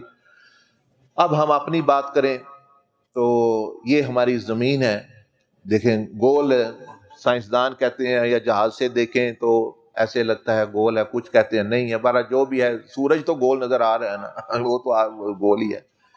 تو کہتے ہیں کہ یہ جو گولائی اللہ پاک نے سورج کو چاند کو دی ہے اور دوسرے سیاروں کو، تو اس میں بھی پیغام ہے۔ یہ جیسے یہ گول نظر آ رہے ہیں نا آپ کو، تو فرمایا کہ سورج بھی زبان حال سے یہ کہہ رہا ہے، ایک ایک سیارہ بھی یہ کہہ رہا ہے کہ میں صفر ہوں، بھئی یہ دنیا صفر ہے، دنیا خود گول ہے، وہ کہہ رہی ہے کہ میں زیرو ہوں، زیرو پانی ہوں، ختم ہو جانا ہے، میں نے میری شکل ہی دیکھ لو صفر ہے، تم اگر مجھے ہی مقصود بنایا تو تم بھی صفر ہی رہو گے، بن جاؤ گے، اور اگر باقی کے ساتھ تعلق جوڑا تو تم بھی جو ہے باقی ہو جاؤ گے۔ تو یہ دنیا اللہ پاک نے پیدا کی۔ تو اب آپ کو سمجھ آ گئی کہ یعنی اللہ پاک نے محبت کی بنا پہ کائنات کو تخلیق کیا، اور حضور علیہ السلام کو اس کا وسیلہ بنایا، اور آپ میں وہ تمام اپنی صفات اور مظہر بنایا۔ اب ہمارا کام یہ ہے کہ وہ انہی صفات کو جو ہے اپنے اندر کوشش کرنا لانے کی، جتنی کوئی لے آیا اتنا وہ بڑا ولی، اور اتنا وہ بندہ بنے گا۔ اب یہ دیکھ لیں، جب کچھ بھی نہیں تھا، صرف اللہ پاک تھا، ہمیں اللہ پاک نے پیدا کیا، بہت دیر بعد جا کے نور محمدی تو پہلے پیدا ہو گیا، وہ تھا عالم ارواح میں۔ یہ دیکھیں نا، یہ جو دنیا ہے عالم ارواح، روحوں کا جہاں، یہاں اللہ پاک نے پیدا کیا، اور اس میں کئی واقعات پیش آئے روحوں کی دنیا میں، ہمیں تو نہیں پتا، قرآن مجید جو ہے وہ بتاتا ہے۔ ایک اس میں یہ ہے، بعد اعوذ باللہ من الشیطان الرجیم، اِنَّا عَرَضْنَا الْأَمَانَةَ عَلَى السَّمَاوَاتِ وَالْأَرْضِ وَالْجِبَالِ فَأَبَيْنَ أَن يَحْمِلْنَهَا وَأَشْفَقْنَ مِنْهَا، کہ اللہ پاک نے ایک امانت پیش کی۔ امانت اللہ پاک فرماتا ہے ہم نے ایک امانت پیش کی، کس پر؟ زمینوں پر، آسمانوں پر، پہاڑوں پر۔ ہر ایک نے کہا کہ میں نہیں لے سکتا، میں نہیں یہ بوجھ اٹھا سکتا۔ اب وہ امانت کیا ہے؟ اس کے آپ علمی لوگ بہت سارے اقوال ہیں، وہ امانت کیا ہے، کوئی کہے گا قرآن ہے، کوئی کہے گا نماز ہے، وہ سارے اپنی اپنی جگہ صحیح ہیں، لیکن میں امام حسن بصری کی تفسیر بیان کر رہا ہوں، صرف ان کا ایک قول جو اس کے متعلق ہے۔ وہ فرماتے ہیں وہ امانت کیا تھی؟ وہ آزادی اختیار تھا، حریت یعنی اختیار، یعنی بندے کو جو آزادی دینا نیکی اور بدی، یہ اللہ پاک نے امانت اصل میں پیش کی تھی۔ بھئی بندو، تمہیں آزادی دی جائے گی، اگر تم نے میری اطاعت کی تو انعام بھی ایسا ہوگا کہ کسی کو نہیں، اگر اس امانت کو غلط استعمال کیا تو سزا بھی ملے گی۔ اب دوسری مخلوق نے تو وہ کہا کہ ہم نہیں لیتے، اس لیے وہ تو اب کوئی وہ مکلف نہیں ہے، کوئی حساب کتاب نہیں ہے۔ انسانوں نے کہا، انسانوں کی روحوں نے کہا کہ یا اللہ ہمیں دے دے، ہم لے لیتے ہیں۔ تو اب اللہ پاک نے وہ دے تو دیا، دوسری مخلوق کا مکلف نہیں ہے، جنوں نے بھی انسانوں نے، یہ اب وہ دے کے تو پھر یعنی یہ تو ویسے نظر آ رہا ہے بھی آسمان نے بھی انکار کر دیا، زمین نے بھی، پہاڑوں نے بھی، انسان نے لے لیا۔ اب وہ جو نیکی اور بدی کا اختیار بندے نے لے لیا، اسی وجہ سے بندہ کفر بھی کر سکتا ہے، ایمان بھی لا سکتا ہے۔ یہ بندے کے اختیار میں ہے نا، برے اعمال، اچھے اعمال، نافرمانی، اطاعت، مارنا، کسی کو بچانا، جھوٹ، سچ، یہ سارا کس وجہ سے کر سکتا ہے؟ وہ جو اللہ پاک نے ذاتی اختیار دیا، اعملوا ما شئتم، تم جو مرضی کرو، لیکن یہ یاد رکھو انہ بما تعملون بصیر۔ اب وہ جو امانت اللہ پاک نے دے دی، جب کسی کو کوئی طاقت دی جاتی ہے یہاں دنیا میں، تو پھر کیا کیا جاتا ہے؟ مثلا کسی کو وزیر اعظم بنا دیا گیا، کسی کو ڈائریکٹر لگا دیا گیا، کسی کو پولیس افسر بنا دیا گیا، کسی کو جو ہے وزیر. جب طاقت دی جاتی ہے تو پھر کیا کیا جاتا ہے؟ اگلا مرحلہ کیا ہوتا ہے؟ حلف کا ہوتا ہے نا. بس یہاں بھی یہی ہوا. پہلے طاقت دی، امانت دی، جب امانت مل گئی تو اللہ پاک نے فرمایا آ جاؤ ادھر. اب وَإِذْ أَخَذَ رَبُّكَ مِن بَنِي آدَمَ، آگے پھر جو آیت آتی ہے أَلَسْتُ بِرَبِّكُمْ، اللہ پاک نے پھر حلف لیا. طاقت تمہیں دی ہے لیکن یہ یاد رکھو کون ہے رب، کون ہے بندہ، کون ہے. کیا میں تمہارا رب نہیں؟ وہاں بھی نور محمدی اور روح محمدی نے فیض دیا سب کو. سیدنا عبدالعزیز دباغ فرماتے ہیں جب اللہ پاک نے یہ پوچھا الستُ بربکم، ساری روحیں خاموش تھی، کوئی پتہ نہیں کیا کہنا ہے. یاد رکھیں روحوں کو پتہ ہی نہیں، علم ملے گا تو وہ کہیں گے نا. ارواح خاموش ہیں، ادھر سے آواز آ رہی ہے کلام الہی. اللہ پاک فرما رہے الستُ بربکم، خاموشی ہے، دیکھ رہے ہیں ایک دوسرے کی طرف کیا کہیں. کہتے ہیں سب سے پہلے روح محمدی گویا ہوئی اور اس نے کہا کہ قالوا بلا، یعنی یہ قالو جمع کا صیغہ میں سب نے کہا، لیکن یہ پہلے کی بات کرو کہ نبی علیہ السلام کی روح نے سب سے پہلے یہ بات جواب دیا، اور روحوں نے انبیاء کی بھی اور اولیاء امتوں نے بھی پھر جو ہے آپ کے پیچھے یہ بات کہی کہ یہاں آواز آئی تو انہوں نے نبی علیہ السلام کی آواز سنی تو تمام ارواح نے کہا کہ قالوا بلا، کہ بے شک تو ہی ہمارا رب ہے. تو وہاں بھی نبی علیہ السلام کی روح سے فیض ملا. قالوا بلا یہ بھی حضور علیہ السلام کا جو ہے یعنی فیض ہے کہ روحوں کو معرفت عالم ارواح میں بھی انہوں نے معرفت دی اللہ پاک کی، اور اللہ پاک نے پھر ان کا تعارف کرایا. اگلا جو یعنی اجتماع تھا یہ روحوں کی دنیا کے، پہلے اجتماع میں حضور علیہ السلام اللہ کا تعارف کرا رہے ہیں، اور دوسرے اجتماع میں وَإِذَا أَخَذَ اللَّهُ مِيثَاقَ النَّبِيِّينَ اللہ پاک نبی علیہ السلام کا تعارف کرا رہے ہیں. لیکن دونوں اجتماع ہوئے، وہاں ختم نبوت کا بھی اعلان ہوا. ثم جاءکم رسول، سارے انبیاء کے سامنے سر. تو یہ عالم ارواح کی باتیں ہیں. پھر ایک دوسرا عہد بھی ہے، وہ سورۃ یاسین میں آتا ہے الم اعہد الیکم یا بنی آدم اللہ تعبدوا الشیطان، کہ اے بنی آدم تم سے عہد نہیں لیا گیا کہ شیطان کے پیچھے مت چلنا. تو یہ بھی عہد لیا گیا کہ اللہ پاک ہمارا رب ہے، اسی کی بندگی ہوگی، نبی علیہ السلام کی محبت اور اتباع ہوگی، اور شیطان کی پیروی نہیں کرنی. یہ عہد وعدہ وعید کر کے اب ہمیں اس دنیا میں، یہ جو دنیا نظر آ رہی ہے چھوٹے سے دنیا، اس میں ہمیں بھیج دیا گیا. اب یہ میدان جنگ ہے دنیا، شیطان اور انسان کے درمیان. شیطان کو بھی ادھر ہوتا، نہ انسان ادھر کا ہے نہ شیطان ادھر کا ہے. شیطان کو آسمانوں سے نیچے پھینکا گیا، ہمیں جو ہے زمین سے تخلیق تو کیا گیا، لیکن ہماری جو جسموں کو تخلیق کیا گیا، جو ارواح ہیں ہماری، وہ اصل میں جو حقیقت ہے وہ ہم آسمانوں سے آ رہے ہیں. ہم اس ادھر کے باسی نہیں ہیں، یہ ہم اجنبی ہیں ادھر. یہ زمین ہمارا گھر نہیں، ہمارا گھر تو وہ ہے جہاں سے ہم آئے ہیں اور جہاں ہم نے جانا ہے. یہ تو ایک تھوڑا سا یعنی جنگ، میدان جنگ ہے. الذی خلق الموت والحیات لیبلوکم، اللہ نے فرمایا یہ جو سلسلہ دنیا میں موت و زندگی کا ہے یہ تو آزمائش کے لیے ہے، اصل گھر تو وہ ہے. اب آپ اور میں یہاں ہیں اس زندگی میں آگے. اس زندگی کے بارے میں قرآن مجید میں بھی حضور علیہ السلام نے فرمایا کہ یہ بہت مختصر ہے. لیکن وہ کیسے مختصر ہے؟ بزرگوں نے اور تشریح کی کہ ایک بندے کو 60-70 سالہ زندگی ملتی ہے، یہ دیکھیں 12-13 سال اس کے بچپن میں گزر جاتے ہیں، 15 سال وہ پڑھتا رہتا ہے، پھر کام کاج کرتا رہتا ہے، 20-22 سال جو ہے وہ سونے میں گزر جاتے ہیں. یعنی اگر 60-70 سالہ زندگی ہے، 6-7 گھنٹے 8 گھنٹے بھی آرام کرے تو 20 سال سونے میں گزر گئے.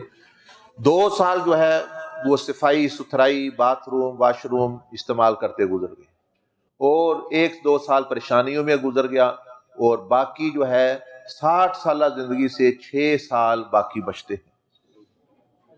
اور اگر 70 سال ہے تو 7 سال بن گئے، اگر 80 سال ہے تو 8 سال زندگی گزار کے وہ بندہ گیا، اگر 100 سال کوئی بندہ گزار کے گیا ہے تو 10 سال اصل میں وہ جیا۔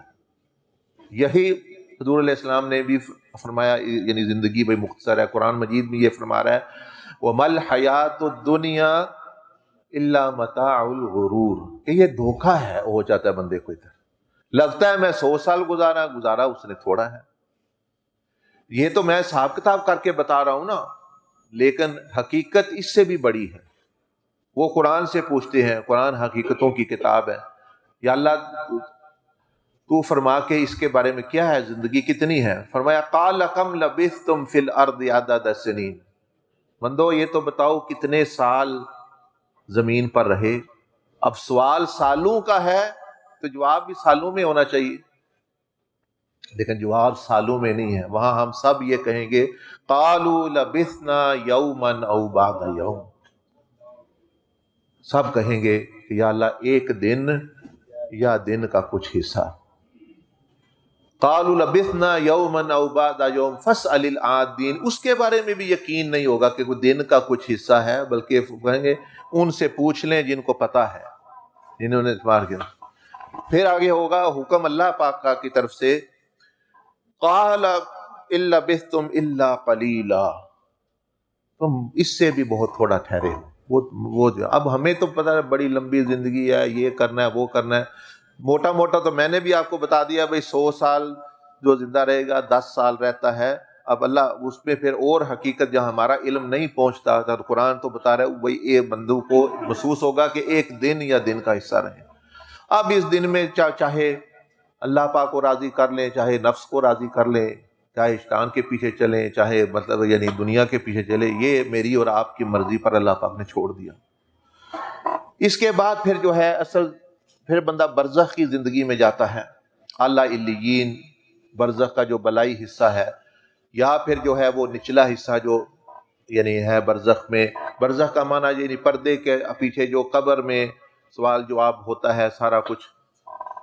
ایک بندہ مجھ سے پوچھنے لگا، کہنے لگا جی حضرت صاحب یہ جو حساب کتاب تو سنا ہے قیامت والے دن، اور یہ اگر قبر میں ہی ہو گیا تو اس دن کیا ہونا ہے؟ آپ کہتے ہیں یہیں سے مار کٹائی شروع ہو جانی ہے، آپ نے سب کچھ تو یہاں، تو وہاں پھر جو ہے وہ کیوں دن رکھا گیا ہے جب حساب ادھر سے ہی شروع ہو گیا؟ وہ کہتے ہیں ابھی عذاب قبر شروع ہو جاتا ہے اور ثواب بھی شروع ہو گیا۔ چلو ثواب کا تو کوئی نہیں، وہ تو موج میلہ ہی ہے، جتنا مرضی کر لے۔ تو یہ جو عذاب اگر ادھر بھی عذاب ہے تو ادھر قیامت والے دن بھی عذاب ہے تو دوزخ میں بھی ہے، تو یہ بڑا لمبا چوڑا سلسلہ ہے۔ تو اسے میں نے کہا کہ یہ میں کہا علماء نے لکھا ہے، یا کئی لوگ سوال بھی کرتے ہیں، ویسے بھی یہ جو پڑھے لکھے ہوتے ہیں نا ماڈرن، وہ کہتے ہیں جی وہاں یہ قبر کا عذاب پھر کیا ہے جب حساب ادھر قیامت والے دن ہونا ہے۔ میں نے کہا بھائی اس کی وجہ یہ ہے کہ جو قبر میں جب بندہ جاتا ہے اس کا اعمال نامہ ایک طرح تو بند ہو جاتا ہے، دوسری طرح کھلا رہتا ہے۔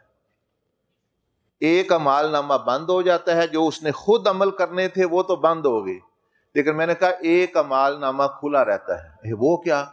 ہم نے تو سنا ہے بند ہو جاتا ہے۔ میں نے کہا وہ صحیح ہے، وہ اپنا بند ہو گیا۔ میں نے کہا وہ بندہ دنیا میں کوئی برائی چھوڑ آیا یا کوئی ایسا کام شروع کر آیا جو غلط کام ہے، ایسی کوئی چیز ایجاد کر آیا، ایسی کوئی فلم بنایا، کوئی ڈرامہ بنایا، کوئی ایسی چیز کر آیا۔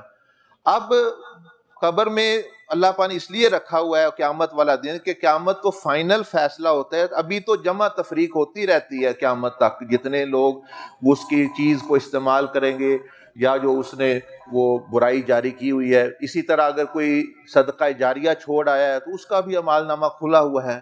تو اس لیے قیامت والے دن تو وہ فائنل فیصلہ ہونا ہے، قبر میں جمع تفریق ہوتی رہتی ہے، اس لیے یہاں فیصلہ نہیں ہو سکتا، کیونکہ پتہ نہیں قیامت تک کس کس نے وہ نیکی کرنی ہے۔ مثلا یہ مدرسہ ہے، ہمیں نہیں پتا کون کون یہاں پڑھائے گا، کون کون پڑھ کے جائے گا، تو فیصلہ تو پھر تب کرنا چاہیے نا جب سارا یہ مکمل ہو بند ہو جائے گا قیامت والے دن۔ اسی طرح برائی کا بھی جو ہے گناہ۔ تو یہ جو برزخ ہے یہ بڑی خطرناک جگہ ہے، یعنی اس حوالے سے کہ یہاں جمع تفریق ہوتی رہتی ہے، اس لیے بندے کو کوشش کرنی چاہیے۔ فرمایا غالباً سیدنا ابوبکر صدیق رضی اللہ تعالیٰ عنہ کا قول ہے، فرمایا بدبخت ہے وہ شخص جو خود تو مر جائے اس کا گناہ نہ مرے۔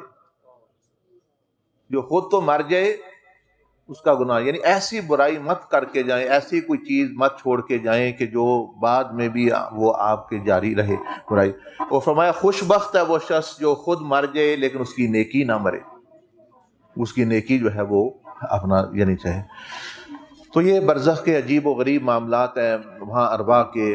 اور اس کے بعد پھر قیامت کا دن ہے، جو فیصلے کا دن جس کی میں بات کر رہا ہوں، وہاں پھر جو ہے پوری ہر بندے کی نیکی جمع تفریق ہو کے جو بھی ہے وزن کیا جائے گا۔ 50,000 سال کا دن ہے، کسی کے لیے لمبا ہو جائے گا، کسی کے لیے چھوٹا ہو جائے گا، اور مختلف معاملات جو ہیں وہ ہوں گے۔ تو حضور علیہ السلام وہاں جو ہے اما عائشہ نے پوچھا یا رسول اللہ صلی اللہ علیہ وسلم کہ قیامت کا میدان بہت بڑا ہوگا، دن بڑا لمبا ہوگا، تو میں آپ کو کیسے تلاش کروں گی، میں آپ کو کہاں دیکھوں، اگر ملنا ہو تو وہاں تو اربوں خربوں مخلوق ہوگی۔ تو آپ نے فرمایا، حضور علیہ السلام نے، یہ آپ کی امت سے محبت دیکھیں، آپ نے فرمایا اے عائشہ مجھے 3 مقامات پر تلاش کرنا، 3 جگہوں میں ہوگا۔ حالانکہ انبیاء اس دن نور کے ممبروں پر بیٹھے ہوں گے، شہداء جو ہیں ان کو بھی عرش کا سایہ مل رہا ہوگا، اور اولیاء کو، بہت سارے لوگوں کو عرش کا سایہ مل رہا ہوگا، لیکن یہ ایک واحد ہستی ہے کہ انبیاء، صدیقین، شہداء عرش کے سائے میں ہیں، لیکن یہ ہستی عرش کے نیچے نہیں جا رہی۔ کیوں؟ فرمایا عائشہ مجھے یا تو میزان پر تلاش کرنا جہاں میری امت کے اعمال تولے جا رہے ہوں گے، یا مجھے حوض کوثر پر تلاش کرنا جہاں میں پیاسوں کو پانی پلا رہا ہوں گا، اور یا پل صراط جہاں سے شروع ہوتا ہے وہاں مجھے دیکھنا کہ وہاں میں اپنی امت کی مدد کے لیے، ان کی حوصلہ افزائی کے لیے مطلب ہے کہ یعنی کھڑا ہوں گا۔ یہ 3 میرے ایڈریس ہیں، یہ 3 میرے پتے ہیں۔ ہاں، مبارک ہو انبیاء کو منبر نور کے، اور شہداء کو عرش الہی کا سایہ، لیکن یہ ہستی ہے رحمت للعالمین، جن کے نور سے سیدنا عبدالعزیز دباغ نے فرمایا کہ جن کے نور سے جنت پیدا کی گئی ہے، جن کے نور سے جنت پیدا کی گئی ہے، جن کے نور سے عرش پیدا کیا گیا ہے، وہ خود عرش کے سائے میں نہیں ہے خود۔ تو انبیاء یہ تو وہی ہیں، میدان حشر لمبا ہو گیا، حضور علیہ السلام نہیں جا رہے، وہ میدان حشر میں ہی ہیں، قیامت کا دن لمبا ہو گیا کئی لوگوں کے لیے، آپ علیہ السلام وہی ہیں۔ انبیاء پار ہو کے جنت کے دروازوں تک پہنچ گئے، صدیقین پہنچ گئے، شہداء پہنچ گئے، ولی پہنچ گئے، کتب، ابدال، مومن، متقین سارے پہنچ گئے، وہ تو جلدی جلدی پہنچ گئے، لیکن یہ گناہگاروں کے ساتھ میدان حشر میں ٹھہرے ہوئے ہیں جب تک کہ پوری امت کا حساب نہیں ہوتا، جب معاملات ختم نہیں ہوتے۔ وہ جو جنت میں پہنچے ہیں وہ پوچھ رہے ہیں کب ہم جائیں گے؟ جنت کہہ رہی ہے میں اپنے آپ کو نہیں کھول سکتی۔ جنت کے دروازے بھی بولتے ہیں، جنت کے خازن بھی بولتے ہیں، وہ کہتے ہیں مجھے تو حکم ہے صرف ایک ہستی کے لیے میں کھلوں گی، آپ پہلے پہنچ آئے ہیں مبارک ہو، لیکن انتظار کریں، نبی بھی انتظار کریں، ولی بھی انتظار کریں، سب انتظار کریں، میں نہیں، میں صرف محمد رسول اللہ کے آنے سے کھلوں گی۔ تو یہ نبی علیہ السلام کی محبت اس دن، ہم تو دنیا میں تھوڑی سے پیسے مل گئے، تھوڑا سا عہدہ مل گیا، شادی کے موقع ہو، غمی کے موقع ہو، حضور علیہ السلام کو بھول جاتے ہیں، اور وہ اس جب قیامت آ گئی تو ہمیں بھول نہیں رہے، اور جب سب اپنے اپنے چلے گئے، نبی علیہ السلام پھر بھی وہاں ہیں، تو پھر آپ آئیں گے تو جنت کا دروازہ کھٹکھٹائیں گے، تو پھر جنت کہے گی ہاں مجھے حکم ہے آپ ہی کے لیے کھولنے کا، پھر جو ہے سب جائیں گے آپ کے اندر۔ تو یہ قیامت اور یہ پل صراط کا، دوزخ کا اور جنت کا منظر، یعنی 5 زندگیاں یہ شاذلی اور بزرگوں نے اور اسلام میں نہیں ہے یہ تعلیم دی کہ عالم ارواح میں وعدہ کیا، دنیا وعدہ پورا کرنا یا وعدہ خلافی کرنے کی جگہ ہے، یہاں مطلب یعنی یہ بندہ کا عالم برزخ یہ پھر عارضی طور پر عذاب و ثواب کی جگہ ہے، پھر قیامت ہمیشہ کے لیے فیصلے کی جگہ ہے، پھر جہنم اور جنت اور یہ وہ چیزیں ہیں۔ اب جو ہے یہ خلاصہ آپ کو سمجھ آ گیا، یہ 5 زندگیاں دیکھیں صاف صاف، عالم ارواح، دنیا، برزخ، روزے، تو یہ سارے بندے کے ذہن میں رہنی چاہیے ہر وقت جو ہے، پھر اس کے جو ذہن ہے وہ کھلا رہتا ہے، وسیع رہتا ہے۔ اب آخری بات کر کے جاتا ہوں، کوئی سوال کرنا ہوا تو آپ کر لیجیے۔ اب اصلاح کیسے ہونی ہے، ہم نے کیسے اصلاح کرنی اپنی اور دوسروں کی بھی تربیت؟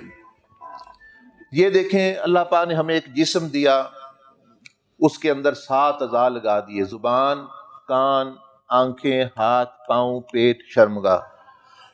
بزرگ فرماتے ہیں یہ 7 اعضاء ہیں، یہی 7 دروازے جہنم کے بن جاتے ہیں بندوں کے لیے اگر ان کو غلط استعمال کریں۔ قرآن مجید میں آتا ہے نا کہ لہا 7 ابواب، جہنم کے 7 دروازے ہیں۔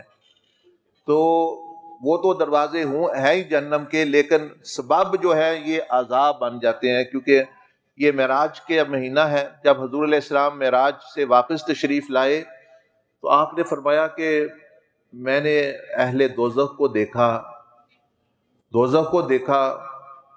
دیکھیں آپ علیہ السلام کو وہاں بھی فکر ہے اپنی امت کی، اس جگہ پہ جا کے فرمایا پھر میں نے غور کیا کہ یہ کیوں یہ لوگ دوزخ میں آئے، زیادہ تر لوگ کیوں آئے، تاکہ مجھے پتہ چل جائے، میں اپنی امت کو بتاؤں وہ نہ ادھر کہیں آ جائے۔ آپ نے غور کیا، فرشتوں سے پوچھا کہ یہ زیادہ تر لوگ کیوں دوزخ میں آئے ہوئے ہیں۔ یہ مسند احمد کی حدیث ہے۔ جب واپس تشریف لائے تو آپ علیہ السلام نے پھر اپنی امت کو بتایا کہ اے میری امت، میں گیا دوزخ بھی میں نے دیکھی، جنت بھی دیکھی، میں نے غور کیا کہ یہ دوزخ میں زیادہ تر کیوں لوگ آئے۔ فرمایا اکثریت جو ہے وہ زبان اور شرمگاہ کے غلط استعمال کی وجہ سے دوزخ میں گئی ہے۔ اور میں محمد الرسول اللہ صلی اللہ علیہ وسلم تم سے کہتا ہوں، من یضمن لی ما بین لحیی وما بین رجلی اضمن لہ الجنہ، تم ان دونوں چیزوں کی ضمانت مجھے دے دو، ان کو غلط استعمال نہ کرو، نقصان دہ طریقے سے استعمال نہ کرو، میں محمد الرسول اللہ صلی اللہ علیہ وسلم تمہیں ضمانت دے دیتا ہوں جنت کی۔ اب ہم اسلام بڑا مشکل مذہب ہے، اسلام کا عقائد ہے، فرائض ہیں، اس کے بعد یہ 2 اعضاء کی محافظت کریں تو نبی علیہ السلام کے پاس چلے جائیں، جی آپ ضامنی انہوں نے لی ہوئی، کیونکہ انہی سے سارا فساد کہ شیخ عبد القادر جیلانی رحمۃ اللہ وہ تو اور سختی سے فرماتے ہیں، وہ فرماتے ہیں کہ اہل بغداد میں عجیب دیکھ رہا ہوں منظر کہ تم لوگ عبداللہ کی بجائے عبد البطن اور عبد الفرج بنے ہوئے ہو۔ اکثریت یا فرج کے ارد گرد گھوم رہی ہے اور یا بطن کے ارد گرد، یعنی یا پیٹ اور پیسے کے، اور یا عورتوں میں دن ہے تو عورتیں ہیں، رات ہے تو عورتوں کا خیال اور یہ اور بد نظری اور سارا، جیسے گویا پیدا ہی عورتوں کے لیے ہوئے ہیں یا پیسے کے لیے ہوئے ہیں۔ فرمایا تم تو اس لیے نہیں ہوئے، تمہیں تو ما خلقت الجن والانس الا لیعبدون، تمہیں تو عبداللہ بننے کے لیے اللہ نے پیدا کیا ہے، تم یہ عبد الدرہم اور عبد الدینار، اور نبی علیہ السلام نے بھی ایک حدیث میں فرمایا تعیس عبد الدرہم وعبد الدینار وعبد الخمیسہ، کہ بھئی یہ لوگ ان کو جو پوج رہے ہیں، کپڑوں کو اور پیسے کو، مطلب ہے پوجنے کا کیا مطلب کہ ترجیح اول انہوں نے ان چیزوں کو بنا لیا، یعنی کہ یہ چیزیں بری ہیں۔ ترجیح اول ہمیشہ اللہ پاک کی ذات، اس کے رسول صلی اللہ علیہ وسلم ہونے چاہیے، یعنی سب سے بڑی ترجیح، سب سے بڑی پرائرٹی کہہ لیں وہ چیز۔ خیر یہ 7 اعضاء آپ نے دیکھ لیے، بڑا آسان ہے سمجھنا، لیکن عمل تھوڑی سی محنت کرنی پڑے گی، یہ کوئی مشکل نہیں ہے۔ مطلب میں کیوں چاہوں میں زبان سے لوگوں کو تکلیف دوں، میری کوئی مت ماری ہے، مجھے کوئی پاگل کتے نے کاٹا ہے، آخر کیوں انسان اگر سمجھدار ہے وہ کیوں چاہے گا میں زبان سے کسی کو تکلیف دوں؟ آپ خوشی بلکہ دے، آسانی پیدا کرے۔ اسی طرح اپنی عزت کی، نبی علیہ السلام نے فرمایا کہ تم دوسروں کی عورتوں کو پاک دامن رکھو، تمہاری عورتیں بھی پاک دامن رہیں گی۔ ہر ایک انسان کو اپنی عزت پیاری ہے، وہ کہتا ہے میری ماں کی بھی عزت ہو، میری بیٹی کی بھی ہو، میری بہن کی بھی ہو، لیکن جو ہے فرمایا کہ اگر دوسروں کی عزت ماں بہن بیٹی کی کرو گے تو تمہاری ماں بہن بیٹی کی عزت محفوظ رہے گی۔ اب اس کا ایک طریقہ ہے جو آپ بعد میں میرے پاس وہ ورک میں دے کے جا سکتا ہوں آپ کو، کہ 7 اعضاء مکمل طور پر تو گناہوں سے بچنا ایک یکدم مشکل ہو جاتا ہے، لیکن یہ آپ کو ایک طریقہ بتا رہے ہیں، اور شیٹ میں دے بھی جائیں گے یہاں تقسیم کے لیے انشاءاللہ، کہ زبان سے شروع کر لیں کہ بھئی میں تو سارے گناہوں سے یا اللہ نہیں بچ سکتا، زبان سے شروع کر رہا ہوں۔ تیرے حبیب علیہ السلام نے فرمایا کہ جو زبان کی ضمانت دے گا تو میں کوشش کر رہا ہوں، تو بندوں سے معافی مانگے اگر کوئی غلطی ہو گئی ہے زبان کی، 2 نفل توبہ کے پڑھ کے، اور روزانہ کام کرے، اسکول جائے، کالج جاتا ہے، کوئی بھی کام کرتا ہے بے شک کرے، لیکن زبان کے گناہوں سے پرہیز کرے، اور روزانہ یہاں نشان لگا دے، ہر دن کا ایک نشان، ٹھیک ہے آج الحمدللہ میں نے زبان کو نبی علیہ السلام کی زبان کے خلاف نہیں استعمال کیا، اللہ کے حکم کے نہیں خلاف کیا، نشان لگا دے، دوسرے دن بھی، تیسرے دن بھی، چوتھے دن بھی، 5ویں دن بھی، 9ویں دن پھر غلطی ہو گئی، وہاں کراس لگا دے، پھر توبہ کر کے پھر شروع ہو جائے، پھر ایسے ہی کرتا رہے، جب 30 دن ایک ہی لائن میں مکمل ہو گئے ایسے، تو سمجھ لیں کہ زبان اس کی جو ہے اب اللہ کے حکم اور نبی علیہ الصلوۃ والسلام کی سنت اور شیطان کے شکنجے سے نکل آئی ہے، اور اس نے زبان کو قابو کر لیا ہے، اس پہ گھر میں بھی سکون، لوگوں میں بھی سکون، جہاں کام کرے، اسی طرح پھر آنکھوں کا، اسی طرح کانوں کا، اسی طرح پھر یہ 7 شیٹیں ہیں، یہ پوری کتاب میں میں چھوڑ جاؤں گا ادھر انشاءاللہ، اس طرح 7 اعضاء کر لے تو نبی علیہ السلام فرما رہے ہیں میں جنت کی ضمانت دیتا ہوں، 2 بھی اعضاء کا کر لے، اس کے ساتھ پھر تھوڑا ذکر ہے، اگر کوئی کسی کا کوئی پیر مرشد ہے جو اس نے ذکر بتایا ہوا ہے وہ کرے پابندی کے ساتھ، اگر نہیں ہے تو نبی علیہ السلام سب کے پیر مرشد ہیں، پوری امت کے رہنما ہیں، جو انہوں نے ذکر بتایا، مسنون اذکار ہے، لا الہ الا اللہ کا ذکر ہے، یہ وہ کرے، پھر مراقبے کی تھوڑی تعلیم ہے، تو یہ یہیں بیان ختم کر دیتے ہیں، یہ آگے چلتا ہے، آگے روحانیت کا شروع ہوتا ہے کہ کس طرح بندہ جو ہے، بندے کی باطنی آنکھ کھل سکتی ہے اور وہ صاحب مشاہدہ بن سکتا ہے، کہ وہ مجلس انبیاء اور مجلس حضوری میں پہنچ سکتا ہے، وہ ایک پھر الگ طریقہ ہے آگے، لیکن ابتدا ساری وہ اس کی ہے، تو یہ ہم ادھر انشاءاللہ، یہ ساتھی ادھر ہے، میاں صاحب پہلے بیان فرما رہے تھے، تو جو لینا چاہیں، سمجھنا چاہیں ان سے وہ لے لیں، اور جو اگلا مرحلہ سمجھنا چاہے روحانی، اس کے لیے پھر ہم کبھی ساتھی بھی آ سکتے ہیں، میں بھی آ سکتا ہوں، وہ بھی 2-3 دن لگتے اس کو سمجھنے سمجھانے میں، کیونکہ وہ معمولی چیز نہیں کہ مطلب ہے کہ روحانی دنیا میں جانا، باطنی آنکھ کھولنا، اور جو ہے عین الیقین کے درجے پہ، حق الیقین کے درجے میں انبیاء اور اولیاء اہل اللہ جس طرح تصوف میں ہوتا ہے وہاں منزلوں تک پہنچنا، لیکن 3 دن میں بندہ سیکھ سکتا ہے کم از کم، یہاں بھی ہو سکتا ہے، وہاں ہمارے پاس تشریف لے وہاں بھی، لیکن جو فرض تزکیہ ہے جسے کم از کم بندہ جنت میں جانے والا بن جائے وہ تو کرے، باقی تو نفل ہے، چلو اونچا درجہ مل گیا تو اونچی جنت میں چلا جائے گا۔ اللہ پاک مجھے بھی آپ کو عمل کی توفیق عطا فرمائے۔ اب کوئی سوال ہے، کسی کوئی بات سمجھ نہیں آئی، کوئی آپ پوچھنا چاہتے ہیں، طالب علم کو تو ویسے ہی شوق ہوتا ہے پوچھنے کا، تو آپ کو موقع ہے، ضرور پوچھیے، اگر مجھے پتہ ہوا تو بتا دوں گا، ورنہ شیخ الحدیث صاحب کو بلا لیں گے، وہ آپ کو پھر جواب دے دیں گے، نہیں مجھے علم ہوا تو۔ حضرت یہ وحدت الوجود اور وحدت الشہود کے بارے میں ذرا کچھ ارشاد فرمائیں۔ جی کیا پوچھنا ہے اس کے بارے میں؟ ہاں میں بتا دیتا ہوں آپ جو پوچھ رہے ہیں۔ ہاں دیکھیں، آسان بات سمجھنے والی یہ ہے کہ اللہ پاک کی ذات ہے، وہ قیوم ہے، حی ہے، قیوم ہے، یعنی اپنی ذات سے قائم ہے، وجود اس کا کسی کا محتاج نہیں، تو حقیقی وجود تو پھر اللہ ہی کا ہے نا۔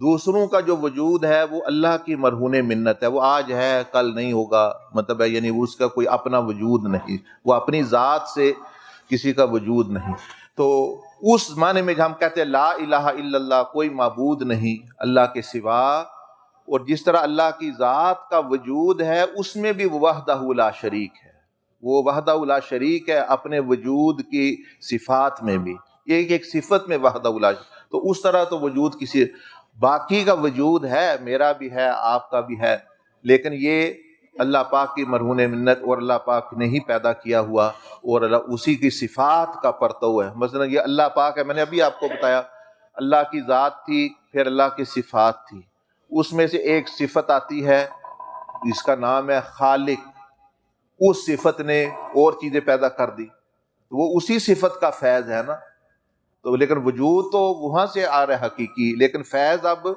وہ اللہ کی صفات کا ہی جاری ہے، تو اس لیے کئی بزرگ سمجھانے کے لیے کہہ دیتے، مطلب ہے کہ یہ مطلب ہے اس کا، جی ہاں وحدت الوجود جو ہے جی جی. اور وحدت الشہود مطلب یہ یعنی کئی دفعہ جب بندہ یہ تصوف و تزکیہ کے منزلوں میں چلتا ہے، مثال کے طور پر یہ دیکھیں نا، اب ہر چیز مجھے نظر آ رہی ہے، لیکن اگر میں آنکھیں بند کر لوں تو کیا چیزیں غائب ہو گئی؟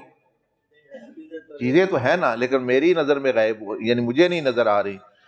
تو وہ بعض صوفیاء اہل اللہ پر یہ ہوتا ہے کہ اللہ پر ہر چیز ان کی نظر میں فنا ہو جاتی ہے، یعنی ان کی نظر جو ہے وہ کوئی چیز مطلب آتی نہیں، ان کی آنکھ وہ بند ہو جاتی ہے دنیا کو دیکھنے والی، تو وہ پھر سمجھتے ہیں ہر چیز ختم ہو گئی، یعنی مطلب فنائیت ہوگی اور مطلب صرف اللہ، تو وہ یہ کیفیت ہوتی ہے. تو یہ مطلب یعنی اس کی یعنی اللہ تو وحدت الشہود میں یوں کہ وہ ہر ہمیشہ اس کے سامنے ہے، ہاں بندے سے تو غائب ہو سکتی ہے. جی جی جی، اللہ کے سے نہیں غائب ہو سکتی. اللہ سے غائب. بالکل صحیح سمجھا آپ نے، ماشاءاللہ، بہت شکریہ.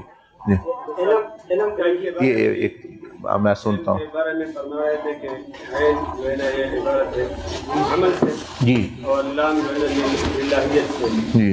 اور میم جو ہے نا میرے سمجھ میں نہیں آئی. وہ میم سمجھ کیسے ہے کہ میں نے بیان ہی نہیں کیا، ویسے کر دیتا ہوں. سمجھ تو تب آئے گی نا جب بیان ہوگا، تو سمجھ بیان ہی نہیں. بیٹھے تشریف رکھے. اچھا سوال کیا آپ نے کہ علم جو ہے وہ 3 حروف سے عبارت، جو میں نے عرض کی تھی کہ بھائی یعنی عین جو ہے وہ عمل کے لیے، اور لام للہیت یعنی اخلاص کے. اب میم جو ہے حضور سیدنا عبد القادر جیلانی نے فرمایا کہ وہ ہے محبت کے لیے، کہ اگر علم حاصل کر کے، عمل کر کے، اخلاص حاصل کر کے، اگر اس کی طبیعت میں محبت، نرمی اور مخلوق الہی سے محبت، اللہ اس کے رسول سے محبت، اس کی اس طرح کی شخصیت نہیں ہوئی تو علم نافع نہیں بن سکتا. مطلب کئی آپ دیکھیں گے وہ لگتا ہے کہ بات کریں گے تو وہ لڑ پڑیں گے، مطلب زبان میں سختی، طبیعت میں سختی، کہتے ہیں ہم بڑے علم والے ہیں اور ہمارے پاس یہ ہے. تو علم جو ہے یعنی اس کا نافع، اس کا ثمرہ جو ہے آخر پہ وہ محبت ہے، کہ وہ محبت والی شخصیت بن جائے، لوگ بھی اس سے محبت، وہ بھی لوگوں سے محبت کرے، اللہ اور اس کے رسول صلی اللہ علیہ وسلم سے بھی محبت کرے. تو علم پھر عمل، یعنی عین عمل اور لام للہیت، اور ثمرہ علم کا جو ہے وہ محبت. یہ علماء ربانیین میں ہمیشہ ہوتے. نبی علیہ السلام کے کیونکہ وہ وارث ہوتے ہیں، تو حضور علیہ السلام میں رحمت کا غلبہ تھا، شفقت کا غلبہ تھا. اور یہ آپ علیہ السلام کی جو صفت ہے غلبے والی، یہ اللہ کی صفات کا پرتو ہے. اللہ پاک بھی فرماتا ہے ان رحمتی سبقت غضبی، کہ اللہ پاک کو بھی رحمت فرمایا میرے غضب پر، اور مطلب یعنی غالب ہے. تو وہی آپ اللہ کے بندے میں بھی ہونی چاہیے نا. اگر وہ اللہ کا ولی ہے تو پھر اس میں اس کا بھی پھر اسی طرح غلبہ ہو، محبت کا یہ چیز. تو یہ ہے میم محبت کے لیے. یہ بہت شکریہ. آپ کچھ پوچھنا چاہتے تھے؟ جی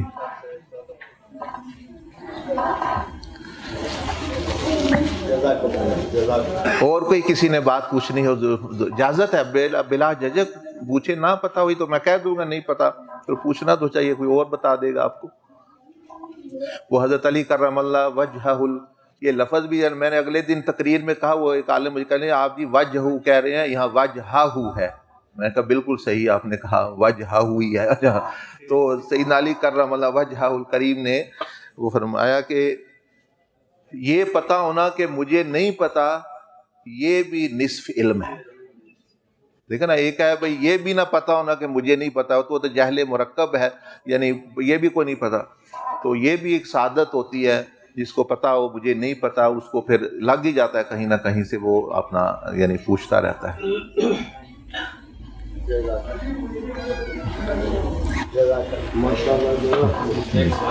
جی ایک سوال یہ ہے کہ اس میں تھوڑا سا فرق ہونا چاہیے، ہماری سمجھ میں آ جائے. اہل تصوف اللہ تعالیٰ کے ذات کے متعلق جس طرح آپ نے بیان کیا ہے کہ اللہ تعالیٰ آدم، اس وقت جو آدم کا کوئی چیز نہیں تھا، اس وقت اللہ تعالیٰ کی ذات اہل تصوف اس کو صراف حسن کی مطلق حسن سے مانتے ہیں، یہ مطلق حسن تھا. تو اس کے بعد صاحب علم کلام والے آتے ہیں، اللہ تعالیٰ کو نور، ایک محض نور سے یاد کیا جاتا ہے. ان دونوں میں ایک وہ چیز ہے. اس کے بعد تیسرا جو مرحلہ ہے اللہ تعالیٰ علم صراف علم کے طور پر بھی مانا جاتا ہے کہ اللہ تعالیٰ علم ہے. صراف یعنی عین علم ہے.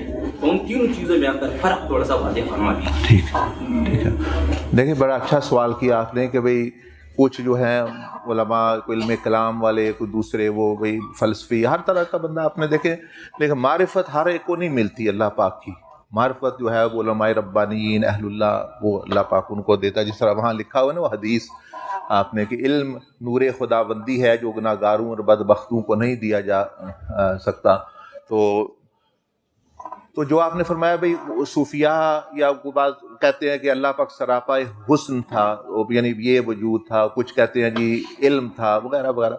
یہ تو دیکھیں اللہ پاک کی صفات ہیں نا، یعنی یہ ساری موجود ہیں. اللہ یہ نہیں ہے کہ اب جو حسن والے ہیں وہ بھی صحیح ہیں. وہ کیوں کہ نبی علیہ السلام نے فرمایا ان اللہ جمیل ویحب الجمال. تو جمیل جو اللہ کی صفت ہے یہ تو ازلی صفت ہے. یہ نہیں ہو سکتا کہ اللہ پاک اس وقت جمیل نہ ہو اور اب ہے تو اس وقت نہیں تھا. وہ بھی اپنے صحیح ہے. بات یہ ہے کہ جس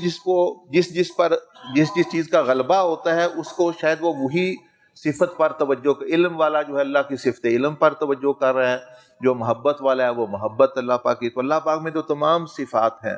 اس کی ذات وحدہ لا شریک ہے، اور صفات کا بھی جو میں نے آپ سے عرض کی تو وہ اپنی مثلا آپ کی مثال لے لیتے ہیں. اللہ پاک کو تو چھوڑیں، وہ اس کی یعنی یہ اتنے خطرناک وہ کہہ لیں کہ یہ موضوع ہے. بعض دفعہ بندہ بھی اس میں تھوڑا سا پھسل جائے تو وہ مطلب گمراہی کی طرف چلا جاتا ہے. مثلا آپ ہیں، آپ خوبصورت بھی ہیں عالم بھی ہیں، تو اس میں کیا تناقض ہے یا کیا یعنی اختلاف ہو سکتا ہے؟ ہاں اختلاف نہیں ہو سکتا. تو آپ ہیں مطلب بندہ ہے کوئی، اس کی وہ خوبصورت بھی ہے اور علم والا بھی ہے. تو ایک جس کو حسن زیادہ پسند ہے وہ اس کو کہتا ہے بڑا خوبصورت بندہ ہے. ایک جو علم والا ہے وہ علم سن کے بھائی بڑا علم والا ہے. وہ تو اپنی تو صوفیاء جن کی آپ بات کر رہے ہیں وہ کہتے ہیں سراپا حسن، وہ ہیں ہی عاشق لوگ، ان کو تو حسن ہی نظر آئے گا. اور جو عالم ہے جو علم والے ہیں ان کو جو ہے وہ علم بھی نظر اللہ پاک میں، یعنی وہ علیم بھی ہے خبیر بھی ہے سارا کوئی. لیکن محبت ہی اصل ہے، یعنی اور عشق ہی اصل ہے. یہی بندے کو بچاتا ہے، علم بچا نہیں. شیطان نے دیکھنا علمی دلیل دی، اللہ پاک نے اس کی علمی دلیل کا رد نہیں کیا. بس اس نے کہا کہ انا خیر من خلقتنی من نار وخلقتہ من طین. تو اللہ پاک نے کہا نہیں ایسی بات نہیں ہے. بات تو وہ کر رہا ہے، مطلب آگ ہے سارا، لیکن معاملہ جو ہے وہ دیکھنے بعد وقت ہو گیا. تو کیا فائدہ بھائی دلیل میری صحیح ہے، بندہ بدبخت ہو گیا. اور مطلب یعنی چیزیں ادھر سیدنا آدم علیہ السلام ہے، وہ کسی بزرگ کا میں نے سنا ہے پڑھا تو نہیں، وہ فرما رہے تھے کہ کسی بزرگ نے پوچھا اللہ پاک سے خواب میں یا جیسے بھی ان کا جو معاملہ ہوا کہ کیا وجہ ہے کہ آدم علیہ السلام نے پھل کھایا ان پر رحمت نازل ہوئی، اور شیطان نے وہ سجدہ نہ کیا تو اس پر لعنت نازل ہوئی.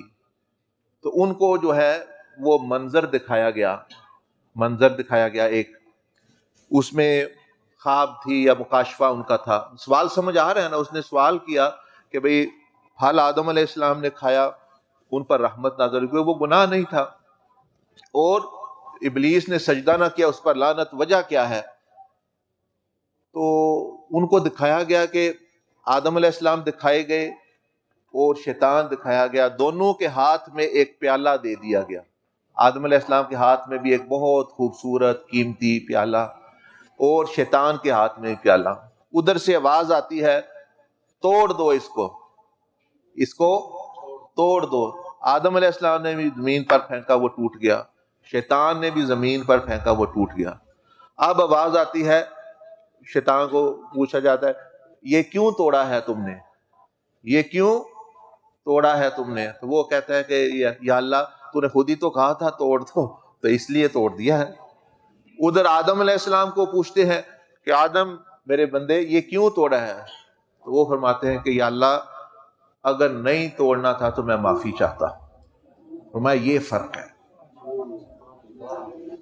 ہے. کیونکہ جب آدم علیہ السلام نے فرمایا نا ربنا ظلمنا انفسنا، دیکھیں وہ اللہ پاک کے سامنے کیا فرما رہے ہیں، لیکن اللہ پاک ان کی جو برات کیا فرما رہا ہے قرآن مجید، فرما رہا ہے کہ فنسی آدم ولم نجد لہ عزما، کہ میرا بندہ آدم میں تو کبھی ارادہ اور عزم بھی گناہ کا پیدا نہیں ہوا، گناہ تو ایک طرف رہ گیا وہ تو اچھا۔ اب دوسری جگہ اللہ پاک فرماتا ہے شیطان آیا وقاسمہما انی لکما لمن الناصحین، کہ وہ اس نے قسم اٹھائی اللہ کا نام لے کے کہ میں تمہارا خیر خواہ ہوں، یہ کھا لو تم فرشتے بن جاؤ گے، یہ ہوگا وہ ہوگا۔ لیکن آدم علیہ السلام سے جب اللہ پاک نے پوچھا الم نہاکم عن تلکم الشجرۃ وقل لکما ان الشیطان، تو انہوں نے کوئی بھی بہانہ نہیں دیا کہ شیطان آ گیا تھا، شیطان نے یہ کہا آ کے میں نے تو آپ کی محبت میں کھایا ہے، انہوں نے سیدھا سیدھا ربنا۔ اور شیطان کو جب پوچھا، شیطان کو بھی موقع اللہ پاک نے دیا، فرمایا یا ابلیس ما منعک ان تسجد لما امرت، اس کے لیے بھی بڑا عظیم موقع تھا معافی مانگنے کا یا کچھ کرنے کا، لیکن اس نے وہ ڈٹ گیا اپنی چیزوں۔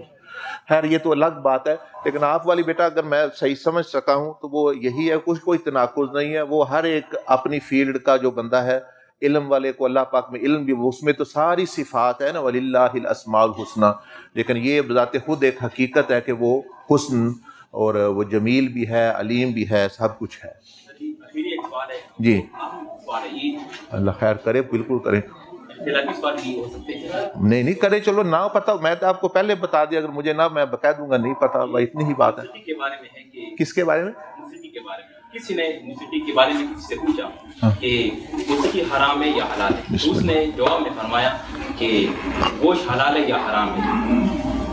انہوں نے آپ کون سا گوشت ہم سے بتاتے کہ کون سا گوشت حرام ہے کون سا حلال ہے، تو اس متعلق ایک شعر بھی ہے، اور کچھ تو میں انشاءاللہ میں ترجمہ کو اردو میں بتاتا ہوں۔ اچھا، اور قدرت کی موسیقی دا استاد ذات ترجمانی دا، اس میں شاید یہ بتانا چاہتے ہیں کہ تمام قدرت جو ہے وہ سارے کے سارے جو ہو سارے قدرت کی ترجمانی ہے، یہ موسیقی جو پائے جاتا ہے آپ کے شہکار میں جو تخلیق آپ نے کیا ہے، سارے کی ساری اللہ تعالیٰ کی ایک خاص ایک جھلک ہے جو نظر آتے ہیں، یہ موسیقی کی طرح انہوں نے اس سے تعبیر کیا ہے۔ اس متعلق اچھا نہیں، یہ تو واقعی صحیح بات ہے کہ اللہ پاک نے فرمایا کہ زمین اسمان میں غور کرو میری نشانی، جیسے آپ فرما رہے ہیں بھائی زمین اسمان میں غور کرو، ان فی خلق السماوات والارض افلم ينظروا الی ملکوت السماوات والارض، اور جو ہے جی مطلب ہے من آیاتہ، سارا کچھ یہ صحیح بات ہے نا۔ آپ کہہ رہے ہیں نا زمین اسمان کی بات کر رہے ہیں، وہ موسیقی ہی ہے، تو چلو مان لیں زمین اسمان موسیقی ہے، یہ ترتیب ہے، تو زمین اسمان میں اللہ پر ہے میری ساری نشانیاں ہیں، مردوں کو پیدا کرنا، عورتوں کو، لیکن وہی خدا جب حکم دیتا ہے کہ عورتوں کی طرف نہیں دیکھنا، آپ کوئی کہے میں تو اللہ پاک کے شاہکار دیکھ رہا ہوں، خوبصورتی کے وغیرہ وغیرہ، تو وہ کہتا رہے، خوبصورت بھی عورت ہے، کشش بھی ہوگی، لیکن وہاں اب شریعت محمدیہ صلی اللہ علیہ وسلم یا قرآن مجید اگر فرماتا ہے وَقُلْ لِلْمُؤْمِنِينَ يَغُضُّوا، تو وہی خدا یہ کہہ رہا ہے۔ تو موسیقی اگر کائنات ہے تو اگر اسی خدا کے رسول نے اگر کسی چیز سے منع کیا ہے تو پھر وہ استثناء وہ منع ہو جائے گی، وہ ہر ایک چیز تو نہیں جائز ہو جاتی، بھائی ہر چیز میں غور کرتے، ہر ایک کو دیکھتے رہیں، ہر ایک کو سنتے رہیں۔ اس لیے پھر علماء نے اس میں مطلب ہے کہ یعنی بیان کیا موسیقی کے بارے میں، بھائی یہ موسیقی جائز ہے، یہ جو ہے یہ ناجائز ہے، اس طرح کے شعر ہوں ٹھیک ہے، اس طرح کے یہ ہوں، جیسے آپ جانتے ہیں علماء میں یعنی اپنا تھوڑا بہت اختلاف بھی اس بارے میں ہے، شرائط بھی لکھی ہیں ساری سماع کی وغیرہ وغیرہ، تو اس میں زیادہ مطلب ہے یعنی جس میں علماء اہل سنت میں کوئی اختلاف ہو گیا کسی معاملے میں تو اس میں کسی کو بھی متعون نہیں کرنا چاہیے، آپ کا دل چاہتا ہے اس کے پیچھے چلے، دل چاہتا ہے مطلب ہے کہ یعنی آپ نہ چلیں دوسرے، لیکن جو ہے دوسرے کو برا بھلا نہیں کہنا، یہی ہوتا ہے اجتہادی، لیکن جو ہے ایسی چیزیں جو برائی کی طرف لے جائیں اور شہوتوں کی طرف لے جائیں تو وہ جو چیز جو ہے وہ اپنا یعنی منع ہوتی ہے، اور نبی علیہ السلام کی شریعت ہی سب سے بڑی جو ہے وہ چیز ہے جس سے پتہ چلتا ہے حلال حرام کا۔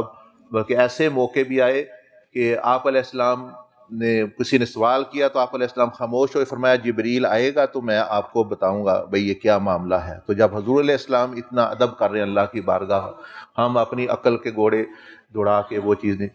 تو ایک بزرگ تھے تو انہوں نے فرمایا کہ یعنی کسی کوئی گمراہ قسم کا بندہ آ گیا، جس طرح یہ ہوتے ہیں اس طرح کے بھی لوگ، شریعت کا پاس نہیں رکھنا، وہ کہہ لگے مجھے جی خواب آئی ہے یا جی مجھے کشف ہوا ہے، اس میں تو بات ایسی ہے تو شریعت میں بات ایسی ہے، تو انہوں نے فرمایا کہ میں نہیں کہتا، تمہارا کشف بھی اپنی جگہ تمہیں ہوا ہوگا، لیکن میں تو اب کیا کروں، میں کشف محمدی کو مانوں یا تیرے کشف کو مانوں؟ کشف محمدی کیا ہے، حضور علیہ السلام پر کیا کشف ہوا؟ فرمایا اس کشف کا نام شریعت ہے۔ شریعت کوئی معمولی چیز نہیں، یہ جو نبی علیہ السلام کے علم، جو آپ پر جو چیز کھلی، جو اب فقہ، اس لیے بھی یہ جو فقہ ہے، حدیث ہے، جتنے علوم ہے جیسے نظامی میں پڑھائے جاتے ہیں، یہ سارے نور نبوت سے وہی مستفید ہے، اسی کا جو ہے یعنی فیض آ رہا ہے۔ بہرحال اچھا سوال ہے آپ کا، ماشاءاللہ، کرنا بھی چاہیے، سوچنا بھی چاہیے، اسی طرح پھر بندے میں علم بھی بڑھتا ہے اور شوق بھی پیدا ہوتا ہے، ذوق بھی پیدا ہوتا ہے۔ اللہ پاک جزائے خیر دے۔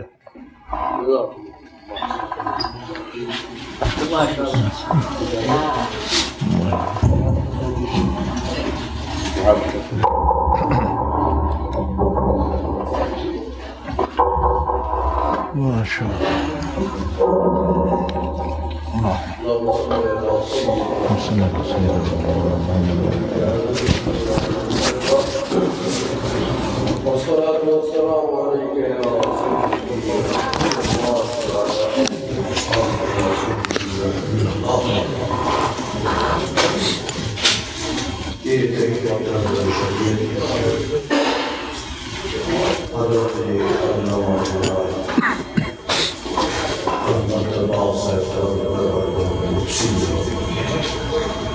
علماء کرام مشائخ اعظام عالمین اجرام السلام علیکم۔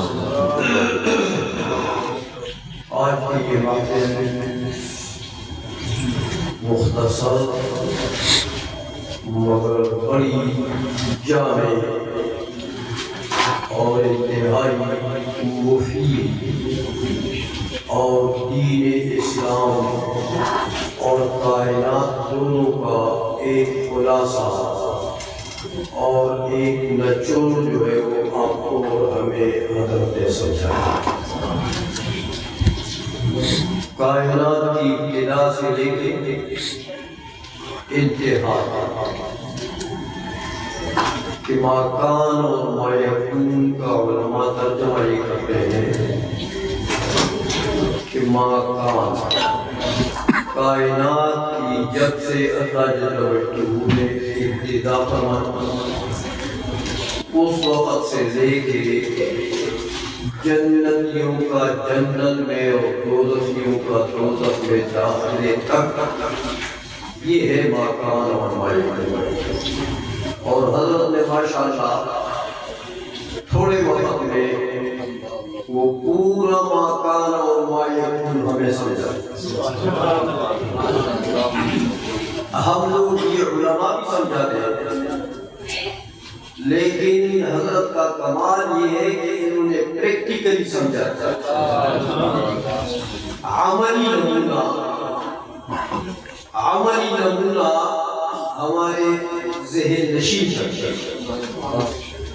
اس لیے کہ آپ کی آج کی جو محفل ہے اختصار کے باوجود انتہائی مفید محفل ہے، اور میں سمجھتا ہوں کہ کسی نے اگر جاگتے ہوئے حضرت کی یہ باتیں سنی ہیں تو وہ اپنے ذہن کی تبدیلی سے اگر اپنے آپ کو منع بھی چاہے، ذہن کی تبدیلی سے وہ منع نہیں کر سکتا۔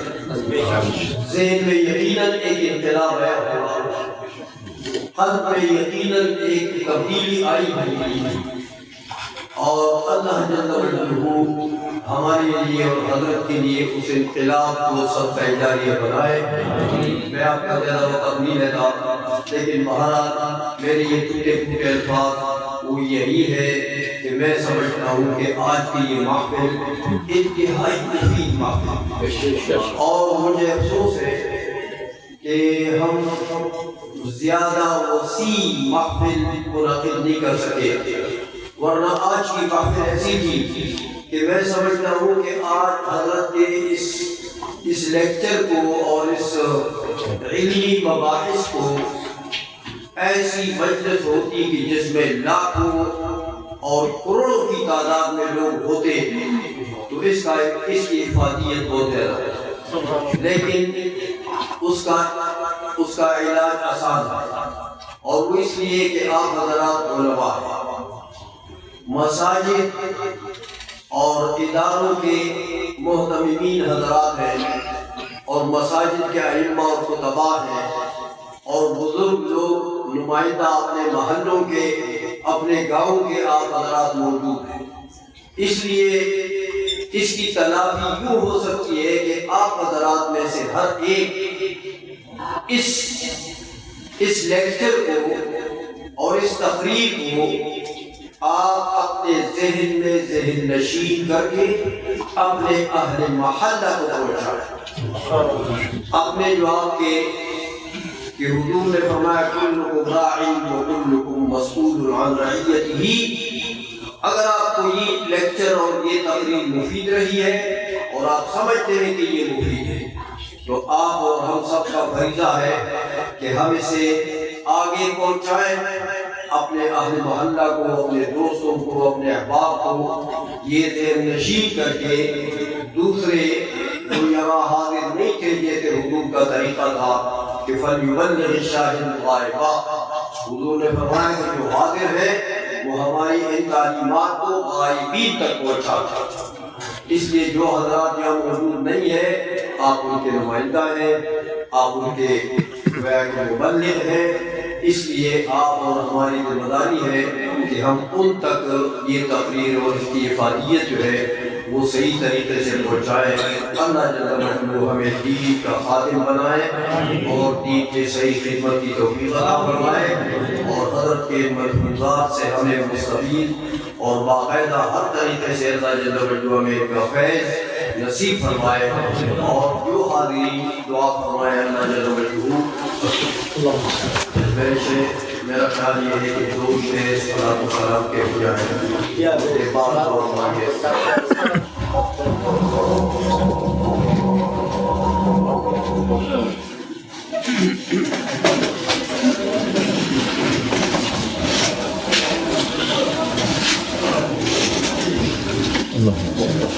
مصطفیٰ جانے رحمت تیرا کو سلام، شمع بس میں ہدایت تیرا کو سلام، مصطفیٰ جانے رحمت تیرا کو سلام، شمع بس میں ہدایت پیدا ہو سلام، ہو زبان جس کو سب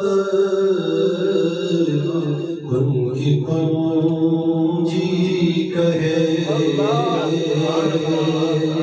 ہو زبان جس کو سب کن کی کنجی کہے، اس کی نافذ حکومت پیدا کو سلام، مصطفیٰ جانے رحمت پیدا کو سلام، شمع بز میں ہدایت پیدا کو سلام، غوثِ اعظم امام تو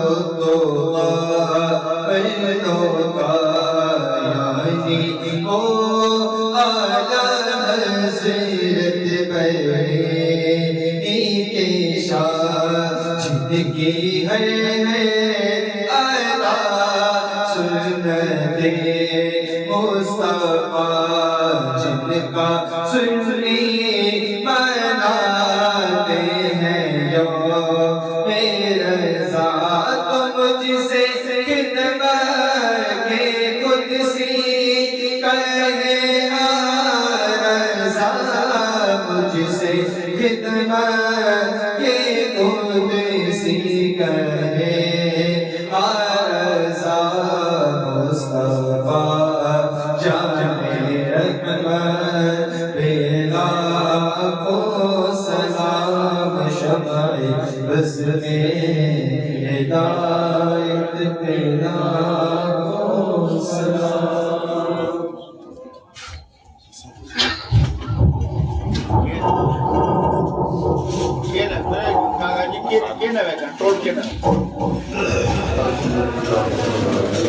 بیٹھے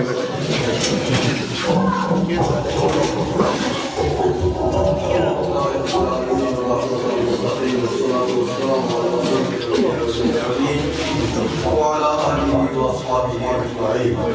اللهم ربنا تقبل منا إنك أنت السميع العليم وتب علينا إنك أنت التواب الرحيم. ربنا اغفر لنا ذنوبنا وكفر عنا سيئاتنا وتوفنا مع الأبرار.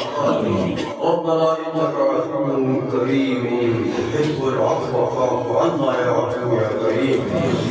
مولاي قدوس ہماری صلاح کے مولاي قدوس حضرت نے جس طریقے سے دین کی ترجمانی کی اور کائنات کا ایک نقشہ ہمارے سامنے رکھا اور آخر میں جو محال اور انجام بتایا کہ دنیا میں محبت اور اخلاص ہونا چاہیے اور آخرت میں منزل مقصود جنت ہونی چاہیے.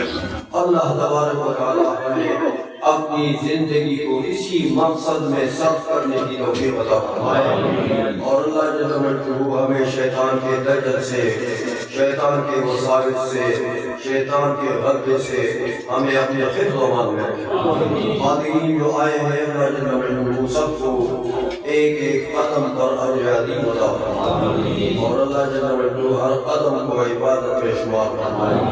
اور یقیناً عبادت ہے کہ طلب علم کے لیے جانا، حضور کی جو حدیث ہے کہ طلب علم کے لیے جو بندہ ارادہ کرتا ہے ابھی چارپائی سے نہیں اٹھا اور جس نے طلب علم کا ارادہ کیا اپنی چارپائی پر بیٹھا ہوا ہے کہ طلب علم کے لیے جانا چاہتا ہوں، حضور نے فرمایا کہ ابھی اس نے قدم نہیں رکھا، ابھی اس نے جوتا نہیں پہنا کہ اس کے پچھلے گناہ اللہ سارے معاف فرما دے.